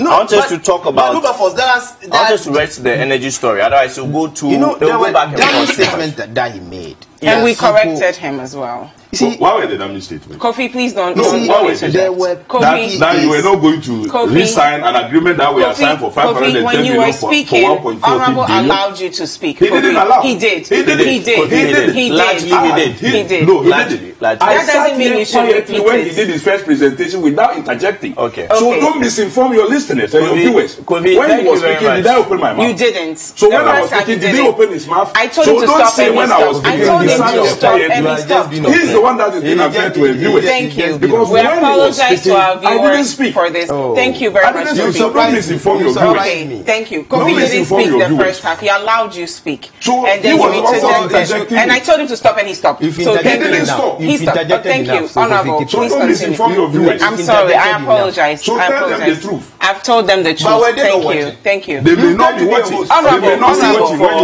Thank you very much, gentlemen, for coming. They were joined by George Mekuduka. He's a member of parliament for Taka and Soem. And also Kofi Adams is the former national organizer of the NDC. But we'll give you 20 seconds, George Duka, to say what you want to say. Yes. I mean, we have not done anything with regards to Ameri that is wrong to or detriment to Ghanaians. Okay.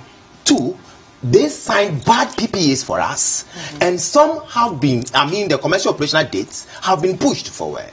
Those that we think need to be abolished or cancelled or terminated will be done. What I'm reassuring Ghanaians is that we're not going back to do so. The governance of our energy sector is in good hands, and we're going to manage that, efficiently. So Kofi and his cohort must have hope in this government. Okay. They left. But at this point, it's not about the minorities, about the entire country. It's about the entire. I complained about Dooms. I'm not a member of NDC or NPP. I complained about Dooms. So let's focus on doing what's best for the Ghanaians. George Mekuduka is also the honorable member of parliament for Takwa and Soem. Thank you, gentlemen, for coming. So more interesting, segments. We're going to talk about consumer purchases in technology. technology. Watches, amongst others. So stay tuned to Breakfast Daily. Do not go anywhere. We'll be right back.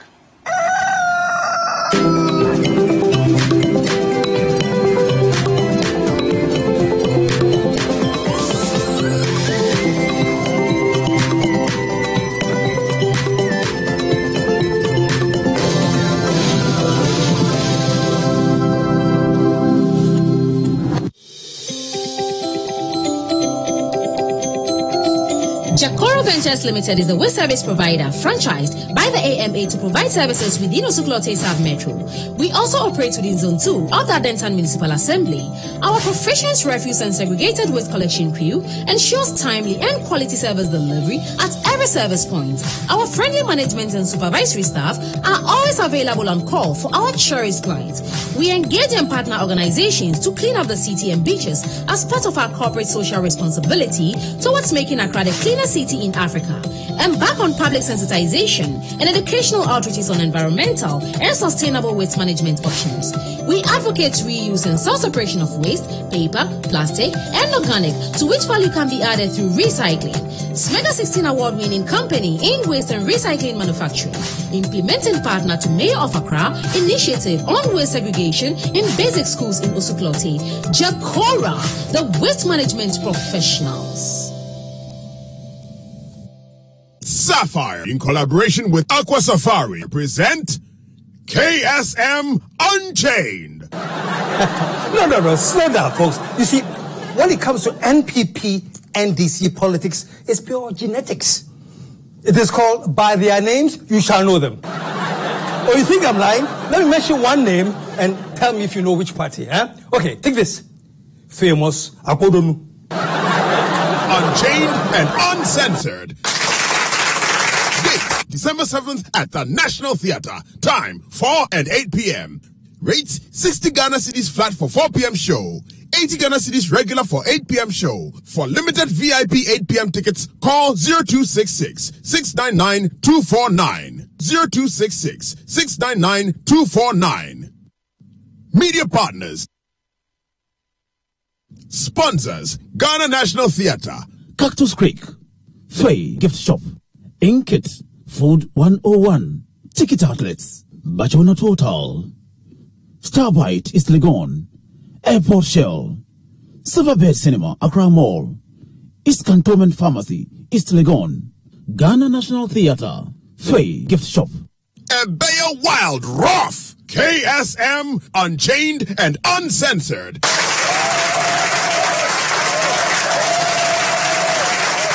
They say lies in the eyes of the beholder, and at Second Image, getting that beauty is our priority, with services for facials for spots and wrinkles, body treatment for body shaping and slimming, hairstyling for bridal dressing, body massage, manicure and pedicure, artificial nail extensions, guarantees you that perfect body and skin. Second Image also offers training for students in hairdressing, beauty therapy and fashion, and design up to HND level. Our course duration ranges from 2 to 6 weeks for short courses, or up to 2 years. Second Image also runs a special foundation program for JHS leavers in hair and beauty therapy, dressmaking and electronics. Contact us now on 0243-331-999 or 0302-221-376. Or you can locate Second Image next to Adabraka Police Station, Kwame Nkrumah Avenue, or visit us at secondimagegana.com. Admissions run throughout the year. Second Image gives you a new image. Second Image, be empowered to succeed. This is The Point of View. We are live on City TV this and every Monday and Wednesday at 9 p.m. Tune in to The Point of View, Mondays and Wednesdays at 9 p.m. as Bernard Avlet takes the news further. He will bring the right guests, ask them the relevant questions, and get you the real insights you need on the big stories for the day. All that the industry is saying is that this tax will be incident on the person it's intended to. But when it comes to the pricing itself, individual pricing, not only are the telcos even pricing for everybody. Bernard, I don't know which network you're on. The price you get on your network will be different from the price I get. So in terms of competition amongst our members, it's as intense as anything. So The Point of View with Bernard Avlet, Monday and Wednesday nights, only on City TV.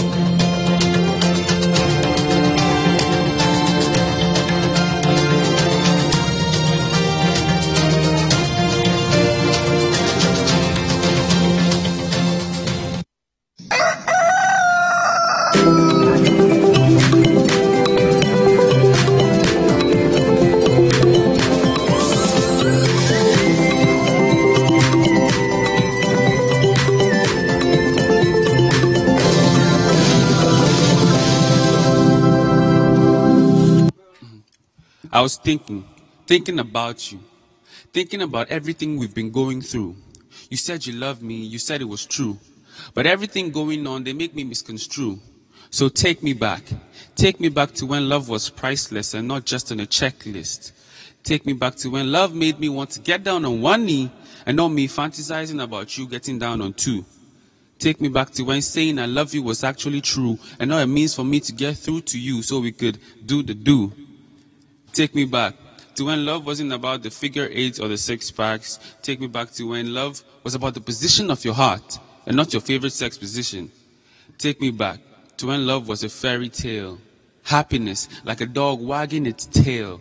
Take me back to when love was roses are red, violets are blue, and not, I really want to smash you. Take me back to when love made us give because we cared and not because of what we got in return. Return our back to the fact that other people's feelings matter. Take me back to when love was selfless and not selfish. When love never died and the only time it made us cry was when we were overwhelmed with joy. That kind of love. The love that puts hate behind bars and sets our hearts free. The love that enables us to fly, spread our wings and fly, and is there to cushion us when we fall. That kind of love. That kind of love.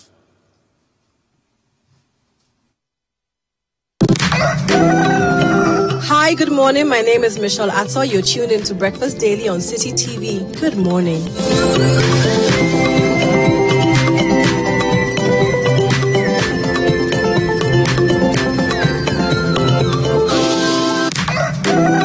I'm Jennifer Ajerman, corporate trainer and life coach. Keep watching Breakfast Daily only on City TV.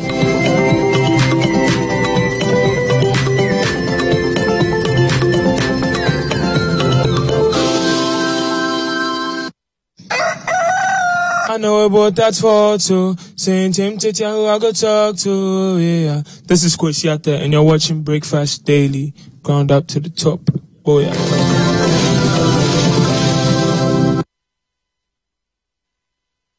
Okay, welcome back.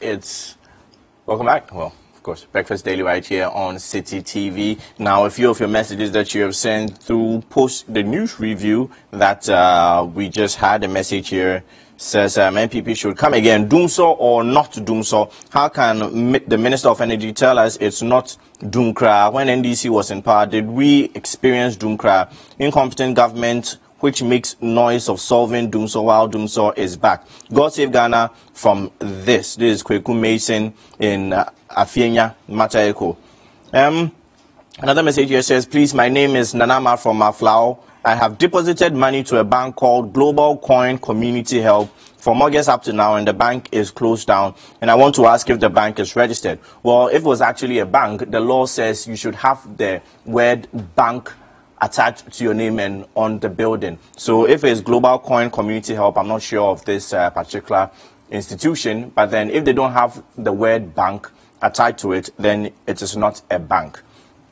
I remember when BOG was warning Men's Gold customers, they were throwing all sorts of words on them, and now they want their money back, or their money has locked up, and they're appealing to government to help them get it back. They are jokers. Prince AJ from Akosombo. And, well, I think there are quite a few messages which we shall be reading them shortly. Thank you so much for sending in your messages. Right now, we are coming to talk about, something techie, something that has to do with consumer technology. And of course, when it has to do with technology, once you hear the word tech, you hear the word technology, something scientific, you know Philip Kofi Ashong is in the house. He's the host of City Trends on 97.3 City FM and the head of production at City TV. Good morning, Phil. Well, good morning. Amazing blazer you have on. Well, thank you very much. Yeah. I feel pretty good in it. It's been a pretty interesting weekend. Yesterday, Bernard's presentation was solid. It was solid.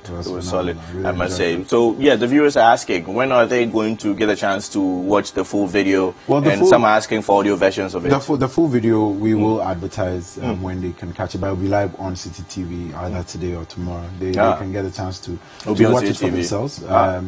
And so they can get to pick up the lessons. And of course, we are distributing bit size of the content on social media as well. Oh wow! The full video is available on Facebook. We live streamed the event yesterday. Full video is available on YouTube as well. On the City TV page. On the City TV page on Facebook and on YouTube as well. So in case people just want to watch what it now, keyword should they use if they want to search on YouTube? If on YouTube, just search for City TV or City FM, and you'll be able to get it because you streamed on our City FM account yesterday. Just go to YouTube as well. On Facebook, just search for City TV GH or City FM or City 97.3 FM, and you should be able to find the page. Just watch the content for yourself. Follow us on all these platforms, on Twitter, on Instagram. We are putting bit sizes of the content from yesterday there. We have a couple of infographics and designs there, capturing the essence of some of the things that Bernard talked about yesterday. So you can follow us on all our social media platforms and basically get all that information. Fantastic. Anyway, now if you've noticed, Philip has sugared like this, So on his left hand, you can see the you see the watch, bling bling. This one is tech bling. That's a smartwatch. Some of us we have the one that the two hands are still rolling. No, I mean, and there's one going speed. It's always a debate as to which side you should take. Whether you should go with the classic watches or you should go with the smartwatches, as you've come to know it now. Tell us, what exactly is a smartwatch? I mean, a smartwatch basically is a watch that incorporates technology in a lot of ways. In terms of whether it is for it doesn't just tell the time. It doesn't just tell the time, exactly. It goes beyond that.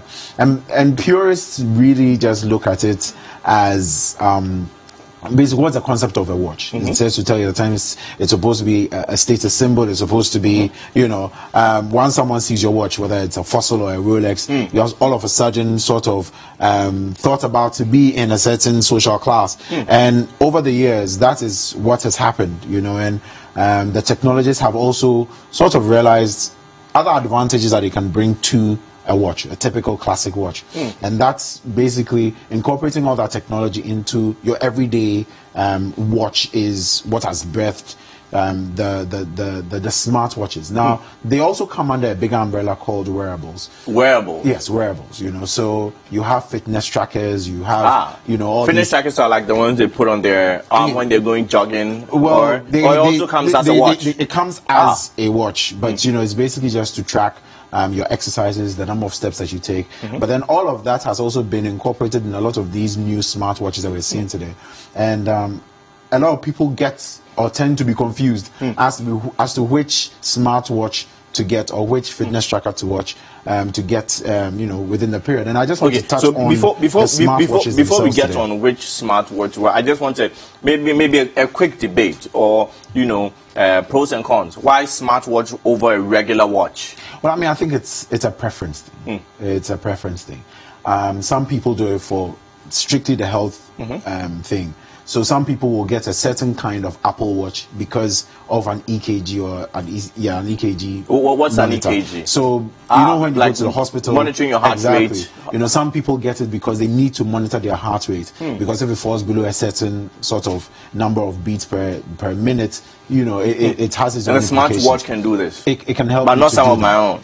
Definitely. So it depends on the individual. Some people want to always go with class instead of anything else. So obviously they would go for the classic, watch. Some of these smartwatches are also incorporating the two. So a watch company like Fossil, for example, has two different types. They have the touchscreen version, and then they have the hybrid version, which is a combination of both, like a fitness tracker type thing, and then the classic watch. So we'll be getting into some of them and why you should pick up whichever one you. So what do we have on our screen right now? So currently we have the Fossil. This basically is when you go to the Fossil page, this is what you're going to find. Now, as you can see there, this is just one. Okay, so this is a regular watch, not a smartwatch. No, this is actually a smartwatch. Oh, now, wow. It does look like a regular watch. Regular, because, I mean, that is basically the whole understanding of it. It's supposed to look like a regular watch. Otherwise, then it ceases to be a watch. Really. And basically what I want to touch on, the Fossil has a long history of making some very, very good watches. And as you can see there, they are trying to continue the tradition. But like I said, they have the hybrid and then they have the touchscreen. Now the touchscreen is the full tech one, that you have to charge all the time. But then the hybrid one combines both the classic look and then the typical feel. Now within the Fossil group, they have quite a number. They have the Venture HR, they have the Explorers, they have the Commuter, they have the Jacqueline, they have the Neely, they have and all this is Fossil. Yeah, so once you go to the website, you can look through, depending on what you want or what you like. So you can see pick. some of the functions on the screen. These are some of the functions, the product details. As you can see, built-in fitness tracker, notifications, you can check and get your text messages. What is Google Play doing on a watch? Well, obviously there are certain games, there are certain things that you can do with the watch, and it just basically works with your phone most of the time. So you have Bluetooth connectivity, compatibility with Android, obviously, because of the operating system. So it connects to your phone in a way. Exactly, it connects to your phone in a lot of ways. No, it actually connects to your phone using the Bluetooth technology, such that it can synchronize and you can see all the details. Are there some watches that you put a SIM card in? Yeah, so no, except I'll be coming to that particular watch in a minute. But let me deal with... So what the Android things for, if you're not going to use a SIM card or anything? Well, Android is just an operating system, you know, and so they have the operating system that runs on the watches as well. So as you can see, these are some of just the things you can do with it. Now you have Google Pay, which allows you to make payments online. With the Android, with the Fossil watches, you basically can track GPS. Yes. So you know, typically you're supposed to connect it with your phone before the GPS can work. Now the GPS is built in, so it's much easier. You have a heart rate tracking as well with the Fossil. Moving on to some other features, customizable dials. What does that mean? A customizable, you know, when you look on your watch, dial? You know, when you look on your watch, you basically have only one phase, which is probably just the second hand moving. But with all these smartwatches, you can basically change the look. You can have a picture there, or you can have, you know, you can change the look and feel of your watch basically. So moving on, you can get your notifications, whether it's a text message or email notification. If I get a text message, I read it on my watch. You know, and it's swim proof as well. You can go swimming with it. Oh, that's the untried. Without having to worry. You that's should. It's actually pretty good. When I buy a phone and they say it's waterproof, after I spend that money, that's a different ballgame. Yeah, it's their opinion. I believe the waterproof, they are referring to sweat.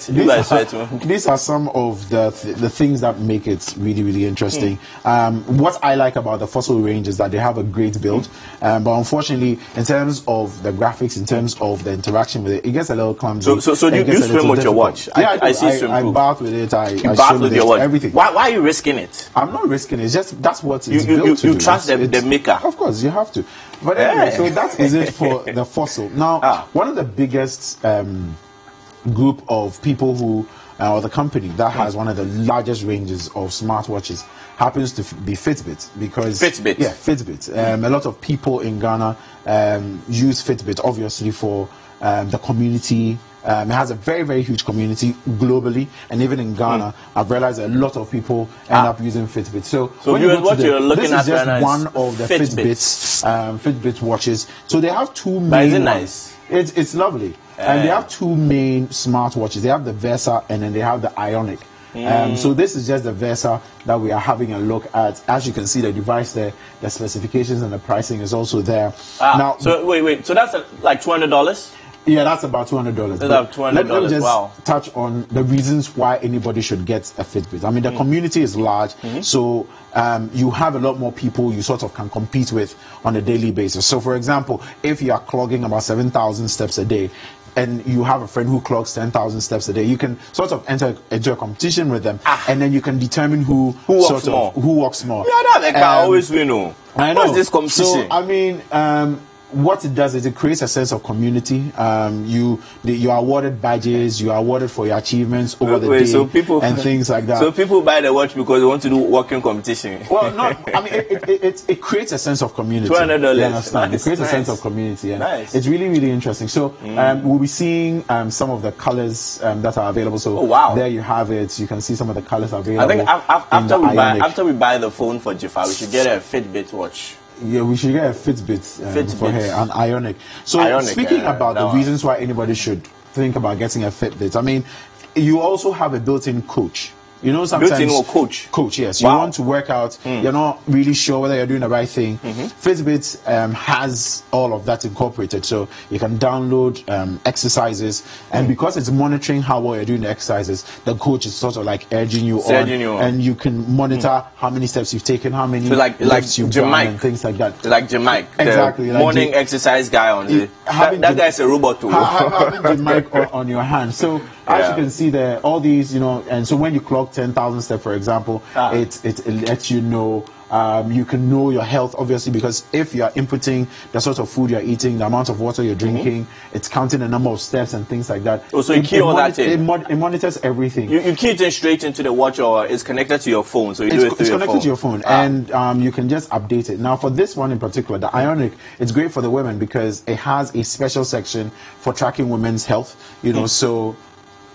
What's different, women's health and men's health? What's the difference? Women have certain peculiar things about them that men don't, and so it helps you to track all of that as well. And that's why I think it's a great one. The Fitbit. With Fitbit, a lot of the new ones, you can actually store about 300 songs on the watch. You can listen on the go.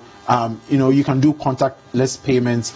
I mean, it's incredible. Okay, so is it a case that with every smartwatch you necessarily need a phone to connect to? Most of them, yes. Most of them. And so, and I'll be coming to one of them that actually shifts away from that particular mindset. I'll be coming to that in a bit. One other watch that you should take a second look at is probably the Huawei watch, or the Huawei series of smartwatches. They have a watch now? Yes, they do. Now, as we already know, Huawei is currently one of the top brands in terms of mobile phone devices. They are distributing and sending across the world lots of slim, mobile devices. So beautiful, strong. They just described me. Yeah, these watches come to complement that. So the Huawei Watch GT is one that you should really consider. It's beautiful.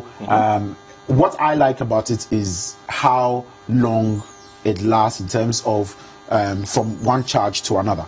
It has some pretty solid battery. What do you mean one charge? So these phones, these watches, you charge them? You have to charge them, obviously. It's like a phone. I mean, you have to charge them in order to get the very best out of them, especially with all the features that it has. You know, you're getting your text message notifications, you're getting your email notifications, your WhatsApp notifications, everything there. So that is the Huawei watch there. It really doesn't look like a smartwatch. Well, so would it be a hybrid or is it a full smartwatch? No, this is a full smartwatch. The hybrids are usually found in the Fossil range of. So you have a 2-week battery life.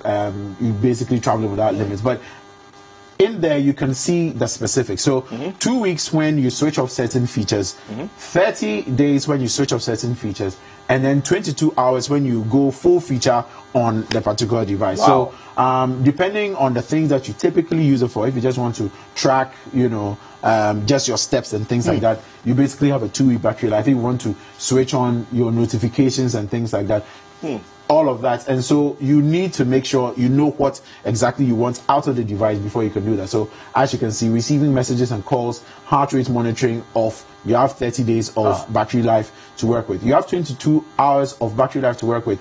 If you're continually tracking your exercises, you're monitoring your heart rate, and you have your GPS on. And you have 2 weeks if your heart rate monitoring is on, but the exercising is for a 90-minute period. So, I mean, is this common in Ghana? These smartwatches are available in Ghana at the moment. Most of these watches are available today in Ghana. That is why. No, I mean, are they common? Like, is this something that the youth or old people are into? It is. I've seen quite a number of old people going for Fitbits, especially, but not necessarily the smartwatches. They usually go for the fitness trackers with a heartbeat monitor or the heart rate monitor. So it depends, like I said, on what you typically use the smart device or the smartwatch for. If you are not the kind of person who typically wants to track anything that you do, then really there's just no point. Just stick with your everyday watch. But then if you really want to... You can't call my watch an everyday watch. Well, that's up for debate. So one of the biggest makers of smartwatches happens to be Apple, obviously, the Apple Watch. Now, the thing with Apple is they changed the game when it came to the making of smartwatches, and a lot of these other smartwatch device makers actually followed suit. Apple made it fashionable, you know, in terms of they made it a fashion statement instead of just a gimmicky or a geeky looking watch, and that is where a lot of the other smartwatch makers basically went. So this is a short video just to show you what the Apple Watch basically does. I mean, just to show you what it looks like and what it feels like. We'll be getting into video. A bit of the details. So basically that's the watch. As you can see that the crown is there. The screen has been made larger with the release of the Apple Watch 4 and the Series 4. It has so much in it, including, like I said, the EKG monitor, which, you know, and one thing I like about the new Apple Watch series, the Series 4 is, so for example, when, you know, it's monitoring your heartbeat as you go along. So it can actually detect when you fall.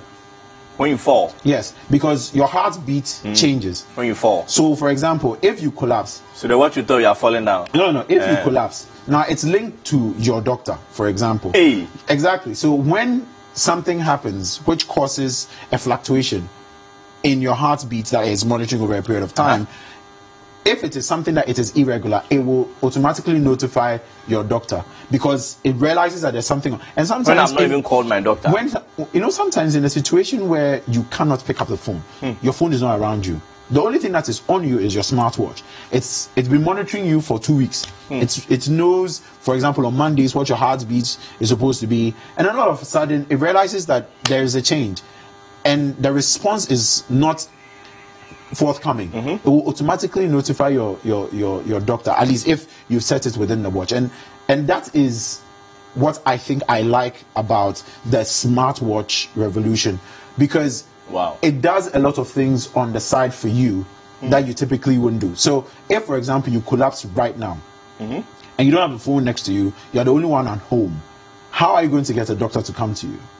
You understand? And so that is why, for me, I like these smartwatches, and I especially like the Apple Watch, because they are thinking beyond just a fashion sort of device. They are thinking about how it can weave into your life, how it can save your life. And there have been numerous counter stories, especially outside Ghana, where people have had that. Now, what I like about just complicating our lives. What I like about the Apple Watch also is the fact that, you know, you can make calls, because the Series 4 and I think the Series 3 has a cellular sort of version where you can have a chip sort of. So you can put a SIM card in this one. No, an eSIM. eSIM. Yeah. So basically, what's an eSIM?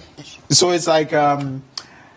So it's not nano, it's not micro. No, it's eSIM. It's something. Do we have eSIM in Ghana? It's difficult to explain, but basically it's like you have a SIM, but you have like an e-version of it, like an electronic version of your SIM card. So you, for example, if I am going for a jog and I don't want to carry my phone with me, I will just basically take my watch, and if I get a call, I can receive a call on my watch. Which is really cool. So just running through some of the things that make the Apple Watch so spectacular, and why people like it, and why I think that it's worth it. This is a falling, if you are falling. No, this is just a dancer basically dramatizing. So you're dancing to the what you thought you're dancing. And so as you can see there, the Apple Watch basically offers you a lot more options. It offers you a way of not just monitoring your health indicators, but it's also a very nice device to have. You know, you can do a lot more with it, and I think like that's a guy why telling you how to do yoga. That's why it has sold as much as it has, as compared to some of the other smartwatches that we have on the market. But it's a very powerful device, and with the Series 4 and the release of the Series 4, what you now have is not just a so if you wear the watch, you become stronger. What is this? No, I mean, this is just different people. So, for example, a boxer using the device, monitoring their heart rate, you know, and monitoring how good their exercises are. Now, one of the things that I like about a lot of these smartwatches that we featured on the show today is the fact that you don't need to key in which activity you're doing. A lot of them automatically are able to recognize which activity you're doing. So whether you're surfing or you're playing tennis or you're running or you're playing soccer, some of them are built into the device. So once you start, it automatically adjusts itself to be able to monitor, you know, the exercise that you're doing. And it's incredible. It's lots of things are being done with, you know, the watches. And so if you want to make a choice as to a smartwatch to get, these are some of the things that you should be looking out for. If you're very big on your health, for example, my advice is that get yourself a good smartwatch. Obviously, it has to be within your price range. If it is beyond your pocket, please don't bother doing it. You're just going to drill a hole in your pocket. But if it's something that you can afford, you know, go for a very good smartwatch, which probably has a heart rate monitor as well, just to make sure that you can keep yourself in check, because a lot of people are not very health conscious, and these are some of the things that help you to monitor. So for example, someone will buy a smartwatch and then they will realize that over a period of time they're actually doing about 10,000 steps a day, and on average that's a very, very good number of steps you can take in a day. You don't realize just how much it impacts you, but then it gives you an idea of just how well you're doing in terms of keeping your health going. Fantastic. So it's all about smartwatches now, and some of us who want to maintain the regular, the purists. Yeah, we are okay. The purists. No, I mean, there is a place. I think we shouldn't let go of the fact that there is a place for classic watches. There is a certain community of people who appreciate classic watches. A place. So I mean, someone can have It doesn't speak to finances in any way. No, I mean, someone can have a classic everyday watch and then have a fitness tracker as well, because a fitness tracker does most of the things that a smartwatch is supposed to do. The only difference is that a smartwatch helps you tell the time as well. Most of these fitness trackers as well do help you tell the time as well. So it just depends on what you want and how you want it. But I think that the smartwatch revolution has come to stay. And so you would go with a smartwatch any day? I will go with a smartwatch any day. Always. Always. I mean, the only thing is it must make sense to me. It must make sense to my lifestyle. And if it does, absolutely. Thank you very much, Philip. Kofi Ashong is the host of City Trends on 97.3 City FM, and he's the head of production right here at City TV. So the debate is still out there. Are you going for a regular classic watch, or you're going to go for a smartwatch? Remember, just like Philip says, it does not speak to your finances in any way. It's a matter of choice. There are lots of classic watches, more expensive than some smartwatches. So let's just keep the debate out there. This is Breakfast Daily. Do not go anywhere.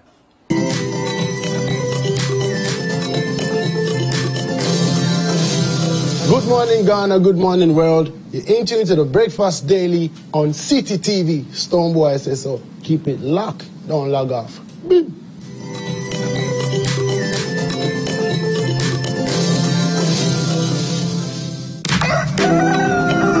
What's up, Ghana? You already know it's your boy Captain to the Planet, aka Mr. Very Good Bad Guy, aka Gangin and Bangin, aka Obiaji Obige, and you are watching Breakfast Daily on City TV. Captain to the Planet. Wherever the party today, we step clean, starting on a head of flex, and I do your boy AI. Still bowling, worldwide with it. Welcome back. This is Breakfast Daily on City TV. Now, from smartwatches to school and children and educating each other, being empowered to be great leaders. Now, if you schooled in Ghana or any part of Africa, you'd be familiar with the Junior Achievement Club, also known as the Junior Achievement Africa. They inspire Africa's youth to start their own businesses, give them the skills to succeed in the global job market, and provide them with the knowledge to make sound financial decisions as adults.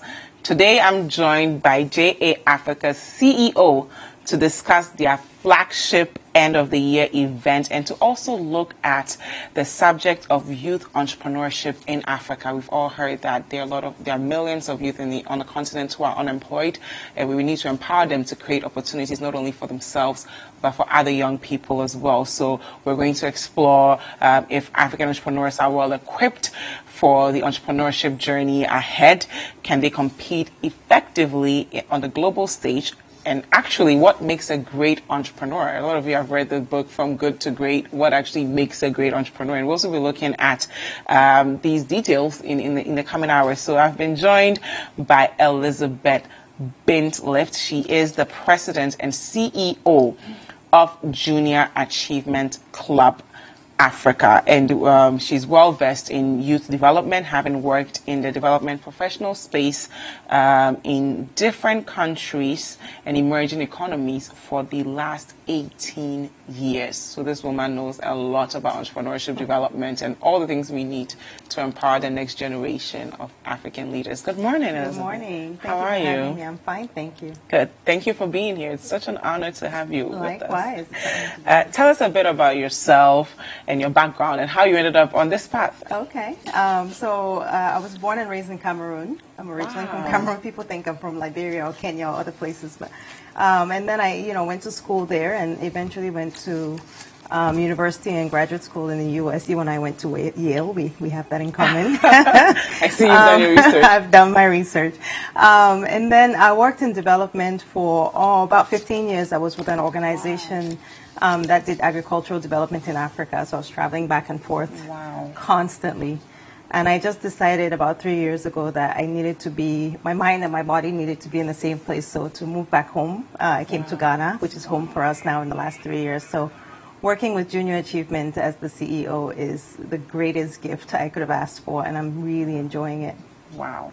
Tell us a bit about Junior Achievement. Sure. What exactly do you guys do? So we are an organization that's focused on the economic empowerment of youth and first-century workforce. And all of us who've left school know that it's necessary but not sufficient to prepare us for the world of work. There's a whole lot that we don't know when we go into the workforce. So that's what our work focuses on.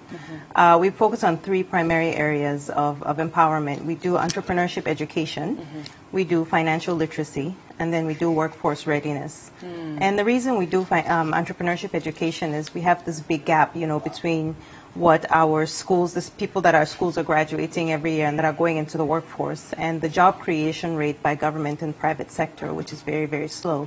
So we really believe that it's important that young people very early on in their academic careers be exposed in Africa to entrepreneurship education as an option. Yeah. How important is entrepreneurship in our development, and do you have any successful stories that you want to share with us of the entrepreneurs you've worked with in the past? Entrepreneurship education is key. Entrepreneurship within the African space is key. We see success stories all over the world, and I think it's kind of mystified entrepreneurship in a way. But we've been entrepreneurs for as long as we can remember. We've been creating companies. We've been seeing opportunities within our communities. And I think especially for this continent, with all the challenges that we have, the solutions have to be homegrown. And one of the things that I'm most excited about working with young people is the fact that they have these opportunities. They have that as an option. I think my parents' generation, when they left school, it was all about you came home and the government had a job for you. That's just not true for this generation. The jobs are not there waiting for them. They're going to have to create it for themselves and for others. And we've seen, one of the great joys of my job as I travel across the continent is seeing young people who are successful as entrepreneurs, and they don't have to be making news on an international stage. They're making change in their local areas. And, I think one of the young women that I know well and still keep in touch with is a woman in Zimbabwe called Rudo, who she studied chemistry, and she started a soap company, not because a soap company doesn't exist, but because she realized one day just from walking around her community that the soap that the people were using in that community didn't lather because they have hard water. So she decided to create a soap that lathers for low-income people. And I thought, that's just ingenious. That's a need that nobody else would have seen in the market. And she's doing so well. So that's one of the success stories. We have a young man here in Ghana, for example, Daniel Intwi, who started the African Internship Academy. Yes, and who I is know Daniel. Yes, Daniel is one of our alumni. And we have them all over the place. I was just sitting downstairs in your manager's office, and one of our alumni came to us, and she remembered JA. So having that foundation of education is so great to prepare people for all the opportunities and the possibilities of their future. Wow. Now, I know that your end-of-year event is coming up. Can you tell us about it? Yes, our end-of-year event, which it's so close, it's very exciting though, is the Company of the Year competition. It's an Africa-wide competition. All of the students who go through our entrepreneurship education program at the high school level, it's called the Company Program. In that program, they have to start a company as high school students. So they come together, they create a company, identify a business name, idea, and everything. They have their management team or their executive team. So they have a CEO, CFO, the whole bit. And they run the company throughout the school year. And we have mentors that we bring in from the private sector, really big C-suite people, to mentor and coach them as they encounter challenges in running their companies. So all of these students at their national level, they compete. And the winners in Zambia, Zimbabwe, Swaziland, Kenya, you name it, Gabon, These are high school students, and they're all coming to Ghana this year to compete for the Africa competition, and it's so great. Is it like some of those, is it their first time in Ghana? For many of them, it's the first time getting on the plane. It's the first time seeing the airport, first time they're getting their passports. You know, these are kids from 14 to 18 years old, so it's really exciting. And we put a lot of effort into making sure that they have a great time. It's a big, intimidating competition. We have judges coming from all over the world, US, Asia, you name it. And every year it just gets better and better, and the level of competition of the students just gets elevated, the level of innovation and ingenuity. And, you know, this competition has been all over Africa. We had it in Johannesburg last year, Zimbabwe the year before, Gabon, so we're bringing it home. And one of the things that's most exciting this year is that, you know, we haven't had a Ghana team compete in a few years. Really? So this is the first year in about 3 years that Ghana is competing. Yes. So we're really excited to have the home team. We the home country and we don't win. We're a bit biased, but we're rooting for all of them. I want Team Ghana to win. But what are you hoping to achieve by the end of this Company of the Year event? I mean, when I was 14 to 16, 18, I don't think I was even thinking entrepreneurial, right? And I think it's important before you even go to college to start thinking about solving problems. So what are you hoping to achieve with it? What we're hoping to achieve, I mean, by the end of the week, next Friday, we'll know who the winner is, right? So that's the first thing. And the winner gets bragging rights. There's a big cash prize, you know, and all of that. And those are the immediate things. But the bigger thing is to build a cohort of young people who understand what the world of work will look like in a few years when they're graduating from school, and who are positioned to really take advantage of all the opportunities that exist, who are not going to come out of school thinking somebody owes them a job, because nobody does and the jobs aren't there. And if that's their reality, whether by default or by, you know, design, that they go into entrepreneurship with a good foundation of knowing how to start a business, how to sustain it, how to make it successful, where the resources are, and so on and so forth. That's ultimately what we want to accomplish. And I think it's amazing. I mean, at that age, you need to really start thinking about it. Now, you said you've had this event over the years, but what makes this year's event unique? Besides the fact that it's going to Ghana. Ghana is going to win. Ghana is in it, and we're winning. We're taking it home. Well, you know, like I said, it gets bigger every year, and the visibility is great. We have the support of, you know, City this year supporting us. But it's just been amazing to have it grow into what's becoming the premier pitch competition for high school students. Yeah. There are not many competitions for high school students. In fact, we don't really encourage high school students to think about entrepreneurship or financial literacy, because we tell them, oh, they should focus on their books. But the purpose of education is to prepare them, and if it's not doing that, then we're failing. So we're really excited this year. We have some great sponsors from all across the globe. And just to have that kind of support for us confirms the importance of what we're doing. And more importantly, it sends a message to young people that there are people who are willing to invest in their success. Yeah, that's phenomenal. Now, let's talk about entrepreneurship in general. Okay. Is it something, I know you touched on it, that it's always been part of our fabric, but, you know, is this a wave of just, you know, public speakers, everyone is turning into an entrepreneur? Or is this something that's here to stay? And irrespective of what it is, how do we leverage it to get our continent ahead?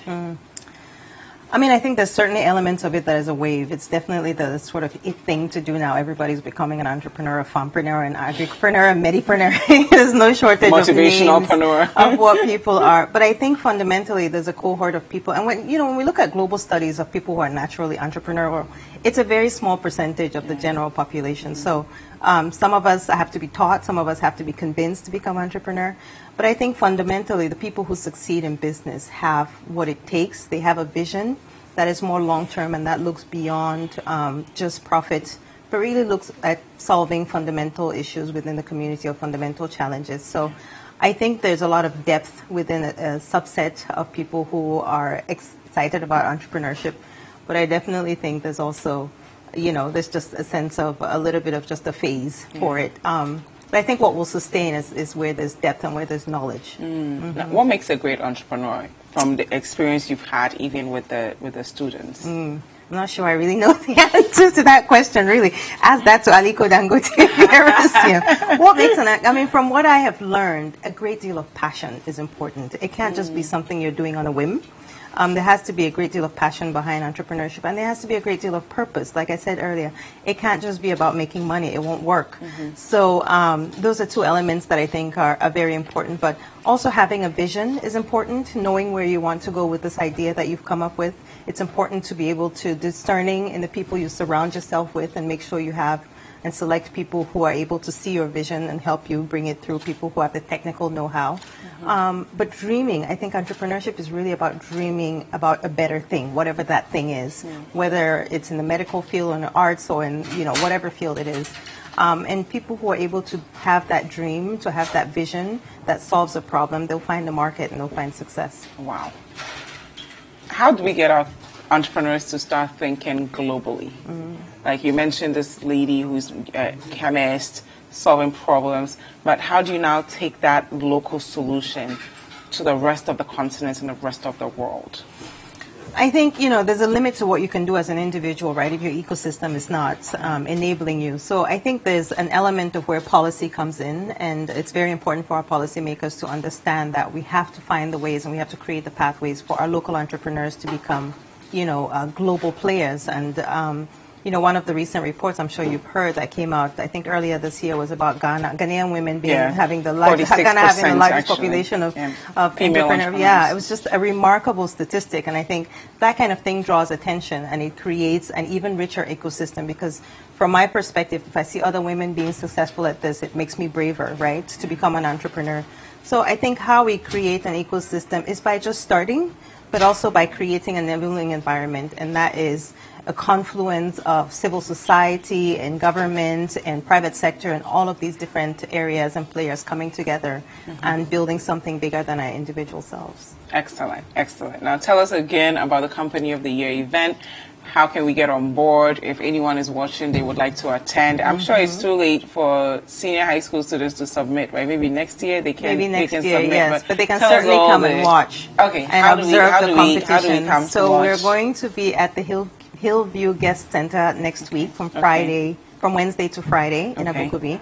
And the competition is going to go, the first day I think the students arrive, and then the main day of competition is the 6th of December. Yes. Okay. So on that day the students will be on stages, on the stage the judges will That's be there. sometime next week. Yeah, it's very soon. Yes. So the three elements of the competition, there's the stage presentations, they do a boardroom interview where they kind of dig into their financial plans and the details of the company, and then they do a trade fair. So come on out and see what the students have created and what they're selling. And you can participate and follow us on social media as well. What's that social media? Africa COY 18. Africa COY 18. Correct. Do you also have a Facebook page or Instagram page? Junior Achievement Africa, JA Africa. Okay, Junior Achievement Africa, JA Africa. If you want to follow, I'm sure you will let us know when they arrive, all the fun things they're having before the day itself. And any sponsors you want to share with us? We do. As I said, we've had some great sponsors this year. Citi has been a great sponsor, so thank you for that. We also have FedEx, who have been sponsors of ours for many years, Citibank and Citi Foundation, Delta Airlines, I'm not going to remember them all, NASCO and out of Nigeria. I have my list here, I actually brought it. Cosmos Energy, Coca-Cola, L'Oreal, Ashesi University is a part of it, Facebook, Rogers Capital Group out of Mauritius. So it really is a Pan-African competition. And it's refreshing that all these agencies and businesses are supporting this. Absolutely. It's very, very important. Absolutely. Very important. Thank you. Thank you so much, Elizabeth Bintif. She is the Bintlif. She is the president and CEO of JA Africa. And the 6th of December, we're all going to go and support these young entrepreneurs. They are our future leaders, and we need to give them all the support they need to conquer not just Africa, but the world. Wilberforce. Okay, thank you very much, Jifa. Now, I think that was a solid conversation there, and I think everyone has learned a lot and everyone is interested in exactly, for want of a better description, what's going to go down. Now, we had a young man do a poetry piece for us, spoken word piece. Before I get to him, we've seen still messages on the Doomsaw, whether or not Doomsaw is back amongst others, and there's a poem on Facebook by a young man called Dextro from Logoligi Chronicles, and he says, when the cock crows in the morning, we know what next to expect. but I'll give no notification nor pre-advice. The minister calls me intermittent outages. The ECG call center agents call me transmission challenges. The power that be will deny my existence to the last breath.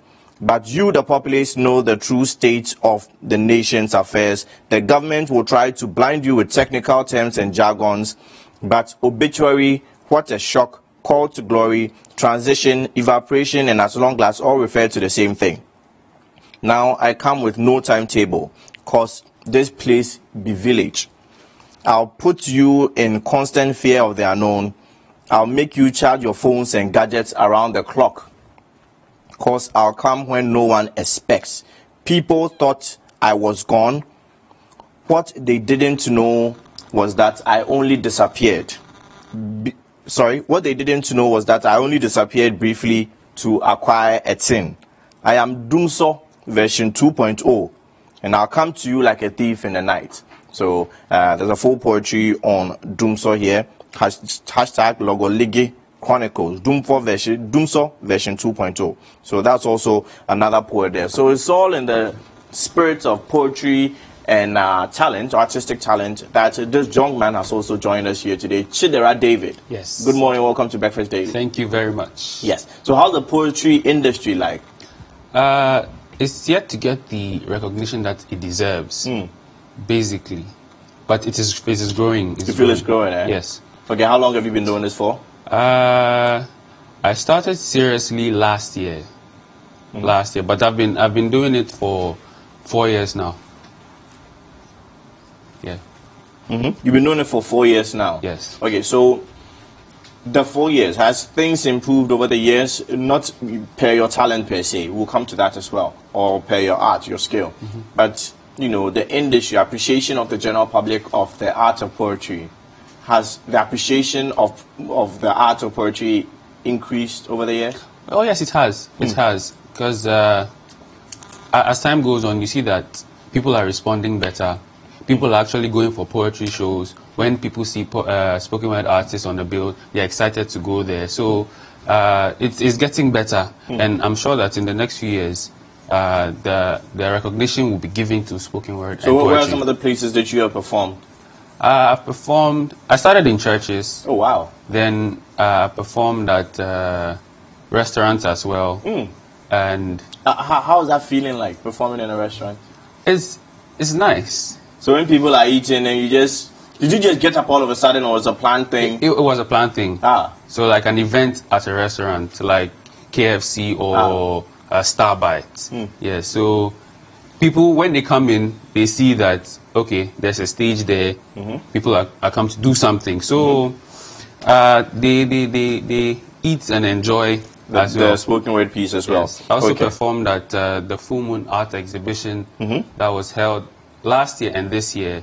So that is an art exhibition, also music. They fused arts, music, poetry. So when people come and see art, then they wait a bit, then they get music, they get poetry. Interesting. Yes. Well, so now moving on, where do you see yourself in the next 5 years, if I should ask you that question? Well, poetry is not the only thing I do. What else do you do? I'm an actor as well. Oh, wow. Well, upcoming. So, yes. No, we're getting it. We're getting it. Yes. So, very soon you'll be giving big 4x4s, like JD. You know JD? Who's JD? Give big 4x4s and we'll take it back. Oh, okay. Yeah. Okay, So moving forward. So you're either doing poetry or you're acting. Yes. Yes. I don't know why, but I find myself in the area of entertainment and all of that. So it's more exciting than us these titans that we are doing. No, but I also see myself presenting shows and all, but I don't have to wear a tie. You are doing a morning show. I can do an afternoon show, but I don't have to wear a tie. Day show, that's fine. Yes. Yeah, I'll tell Benadable too. So yes, that is that. Okay, so which performance do you feel, you know what, this one I really killed it, and have there been times also that you felt like, nah, I was terrible? There was one time I performed somewhere from the, like, from the setting of the place to when they were supposed to get me my mic and all, I wasn't feeling it. But I did my best. And I did my best. I don't think I've ever had a bad performance. Well, there are times where you're performing and you forget what you're supposed to say. Oh wow! And what do you do during that time? Because other people don't know what you are saying, you can improvise. Yes. So even when I was performing here, there were times I forgot. we hardly notice. Yeah. We just enjoy the piece throughout. If there are some people when they forget, they panic, they freeze, they choke. Yes. Yeah. But thankfully and thank God, anytime I forget, I find a way to just go around it and continue what I'm saying. Okay, so before you touch on the 21st Century EP, which I'm informed is something you're working on, I want Jifa to join us, you know, and maybe this time we'll realize whether or not you're messing up on your last performance, because we'll have you perform again, since you mentioned that, so that all the viewers at home would also notice whether or not you're messing up. So Jifa, please join us. Jifa, we miss you. Just come. It's okay. Now, do touch on that particular 21st century thing. D. What's that? This is, let me introduce you to this young, handsome man. You are very, very talented, by the way. Like, I was so impressed. Yeah. He said he messed up and he improvised over there. You did? Yeah, he added a bit of I didn't see that. Oh, well, that's the craft, and thank God. Wow. Why is it that when Jifa came, you just sat up like... you know. Yeah, I know. Okay, so tell us about the 21st Century EP. Yes, it's an EP that's... an EP is an extended play. Yeah. That's what it means. It's a shorter album. So last year I released my first project. My first EP consisted of 5 spoken word pieces. So, and this year I felt that, oh wow, well, you know, since I've done it the first time, because I never knew that this is what I'll be doing this. And all of a sudden I've released the first project, and then I'm still writing. If I'm still writing, I might as well release another one. So I had the first piece I did. It's called 21st Century. So that is like the headline piece for the whole EP. And the 21st Century EP is talking about, in there I have pieces that inspire, talk about society, talk about religion. Okay, almost everything. Yes. Okay. From the perspective of a 90s baby. Thank you very much. Because I saw that. Something like that. Baby sort of thing, one of his poetry pieces. Me, as a spoken word artist, I like to inspire, motivate, you know, talk educate. About... Yes, because as I'm doing that, I'm also educating myself. Thank you. While you're educating yourself, educate the whole world on your social media handles. Exactly. Yeah, so what's your social media handle? Oh, sorry. Don't mind him. It's Chidera David. Chidera David. On Instagram, Chidera_David. On Twitter, it's Chidera David. Join together. Okay. Thank you very much. How old are you? I'm 21. Wow. Yeah. What were you doing at his age? Just riding bicycle. Like, you have at least 20 years ahead of you that he doesn't have. I can't wait to see what you try. Riding bicycles. But you're going to perform one last time for us. So please go ahead. Thank you so much. And thank you all so much for watching. This has been Breakfast Daily. My name is Isaac Obaforce-Mensah. And I am Jifa Eke Ametam. We will see you same time tomorrow. Bye-bye. This may sound like a rap. No, it is an inspiration from which you should tap. This is a spoken word. In fact, the a cappella of the word is serenade the word, because in the beginning was the word, and the word was with God, and the word was God. The word spoke himself into being, the first human being to set us free, the second Adam. He who laid with no madam. Funny story, the prince of the earth tried to tempt the word with the word. But the word knew the right words from which part of the word to overcome the fool. Yes, he freed us from captivity, the beloved son to connect divinity to humanity. The word is the author of our salvation, going through trials and tribulation to bring us redemption. Until now, we see the powerful manifestation of his ministration. Now that's love's true demonstration, not chasing anything in skirt for a moment of satisfaction, instead of craving the immunization from the devil's destruction. I tell you, you've got to be bold. But how can you be bold without the word? Small like David, but being heroic, with your spema being gigantic, unlike some spiritually pathetic. I have just one muse, that is he who is able to fuse death and breath. This is no news. He is the King of Kings and not Zeus. He is the Lord of Lords.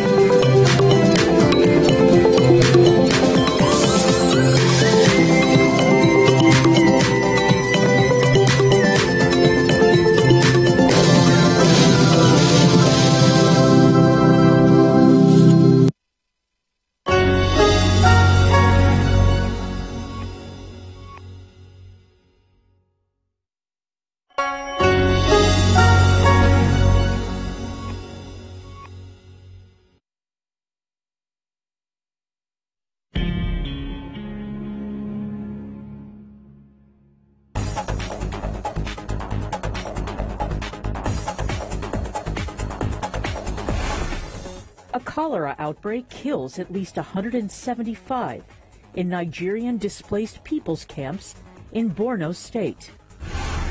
In East Africa, traditional fishermen and fish shops struggle on the Kenyan coast. And a new report sounds the alarm on an impending worldwide insulin shortage. Africa 54 starts right now. Good evening and welcome. I'm Vincent McCory. This is Africa 54. We begin our broadcast tonight in West Africa, where a humanitarian group working in northern Nigeria says it has recorded 10,000 cases of cholera and that at least 175 people have died from the bacterial disease that causes severe diarrhea and dehydration since the start of November. The Norwegian Refugee Council says most cases of the disease usually spread through unsafe water were found in camps for displaced people in Borno State, where thousands seek refuge from Boko Haram attacks. Timothy Obiezu reports from Maiduguri. Closely built temporary sheds are the rule in this overcrowded camp in Maiduguri, where Yabusam Adam has lived with her family for 2 years. Recently, she lost her daughter to a deadly cholera outbreak here. My daughter and I came to the camp, but she died from cholera, and we have been with my neighbors, but one of them was affected by the disease too. My 9 children and I stay here. Congestion is a major trigger for the spread of cholera. This camp does not have enough facilities to serve the growing number of displaced people, creating a fertile environment for the disease to thrive, says one of the managers at the camp, Chima Onwe. We have a lot of people living in just a few spaces, and these people have no limited access to basic services, mostly water, sanitation and hygiene services, like latrines. So we have a case where people are congesting latrine, situation where latrines are congested and not usable, and the only option available for this large number of people is to defecate in the open. It was not originally their wish to be crammed together here. Most of the displaced people here fled a Boko Haram onslaught on their homes to seek refuge. Children are more at risk from the disease. Once infected, they come down with acute diarrhea. This year, Nigeria battled its deadliest cholera outbreak, killing 434 people out of nearly 40,000 cases across 18 states. The head of the Nigeria Center for Disease Control, Chikwe Ihekwazu, says cholera may have been underestimated in Nigeria. I think we've gotten to a situation in Nigeria where we've almost normalized cholera. We don't get upset about it enough. This is why here at the Nigeria Center for Disease Control we've really mounted a vigorous risk communication effort this year to make sure that every Nigerian understands the scale of the problem. Cholera is a waterborne disease and peaks during the rainy season. The disease in northern Nigeria became deadlier since 2009 when Boko Haram displaced about 3.3 million people. And here in Maiduguri, the birthplace of Boko Haram, there are 243,000 people living in overcrowded camps with poor hygiene facilities. And unless more land is provided to expand the camps, Nigeria could be headed toward another massive outbreak next year. Timothy Obiezu for VOA News, Maiduguri, Nigeria. The United States Embassy in the Democratic Republic of Congo will remain closed through Tuesday for the second straight day because of what it says is credible and specific information about a terror threat. But the Congolese government is accusing the United States of creating needless fear and uncertainty by closing the embassy. Congo also says Washington and others who have no control over the electoral process are trying to distract voters ahead of the December 23rd presidential election. The DRC has been trying for 2 years to hold an election to replace longtime President Joseph Kabila. But violence, armed militias and problems organizing a new vote have led to 2 postponements. President Kabila was supposed to have stepped down in 2016 when his second term ended, but he invoked a clause in the constitution allowing him to stay in office until a successor is chosen. Well, marine fisheries and one of the few economic activities present everywhere along the Kenyan coast, mostly using artisanal fishing methods in which non-motorized boats stay close to the shore. In the coastal town of Malindi, thousands of households that depend on the fisheries resources face uncertainty over the sustainability of the industry. Rylon Boer has more from Malindi. 70-year-old Yusuf Abdulrazak started out as a fisherman in Malindi when he was young. Then, in 1978, he set up his own shop where, supplied by local fishermen, he would sell 500 to 1,000 kilograms of fish every day. He says in the last 2 decades, the daily catches have declined significantly. He now sells 100 to 150 kilograms per day.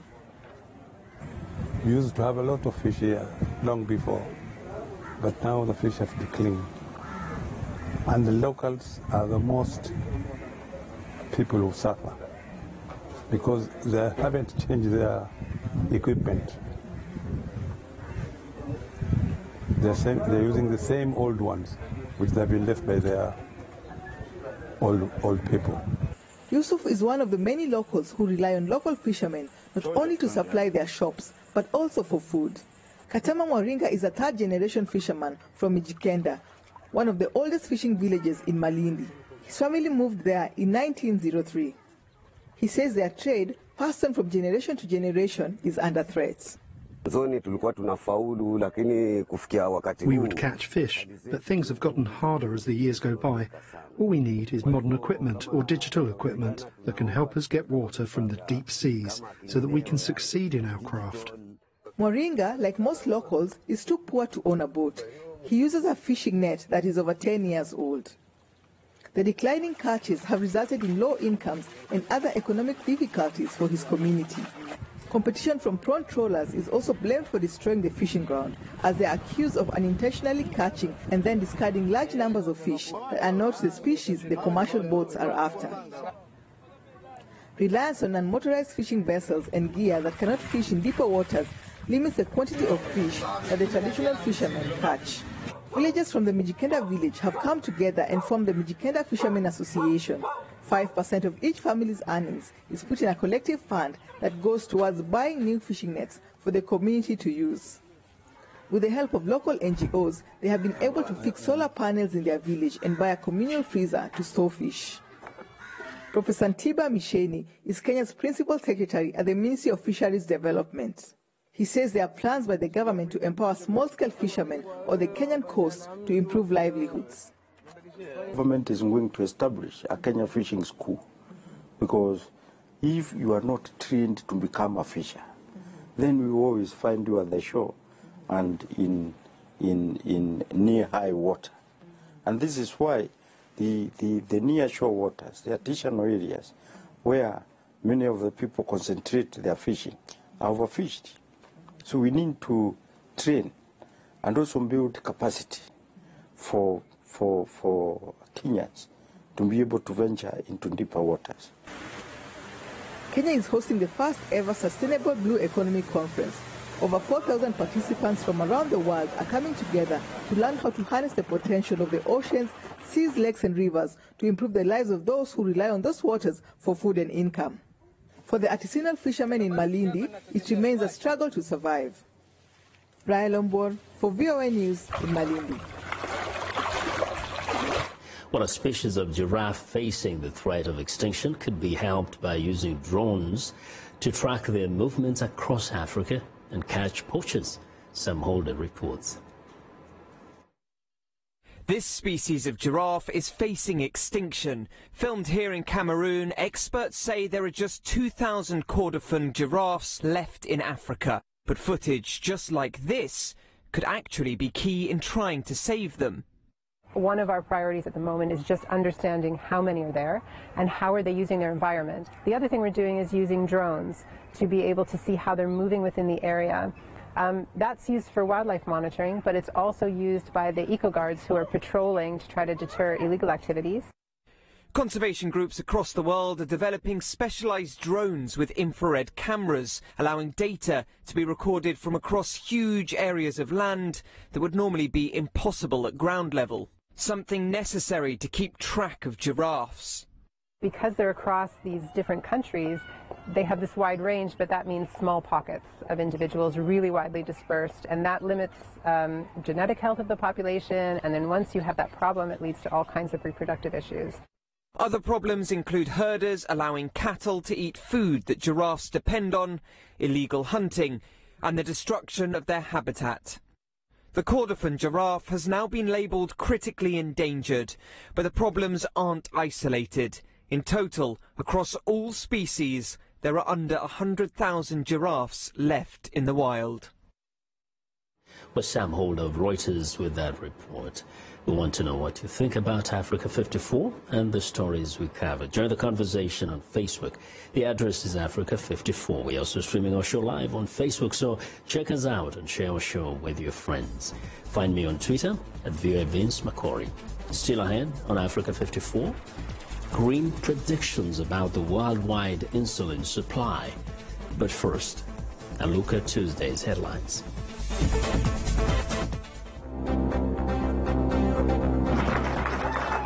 The fundamental issue is that this nation is broken.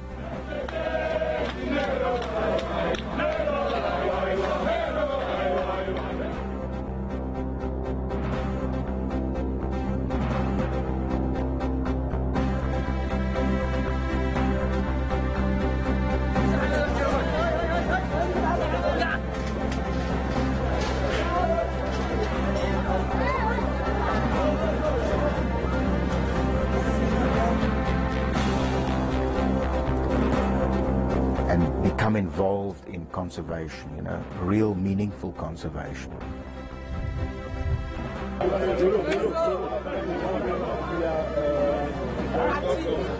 Dépasserons, nous atteindrons carrément les 60% de l'électeur.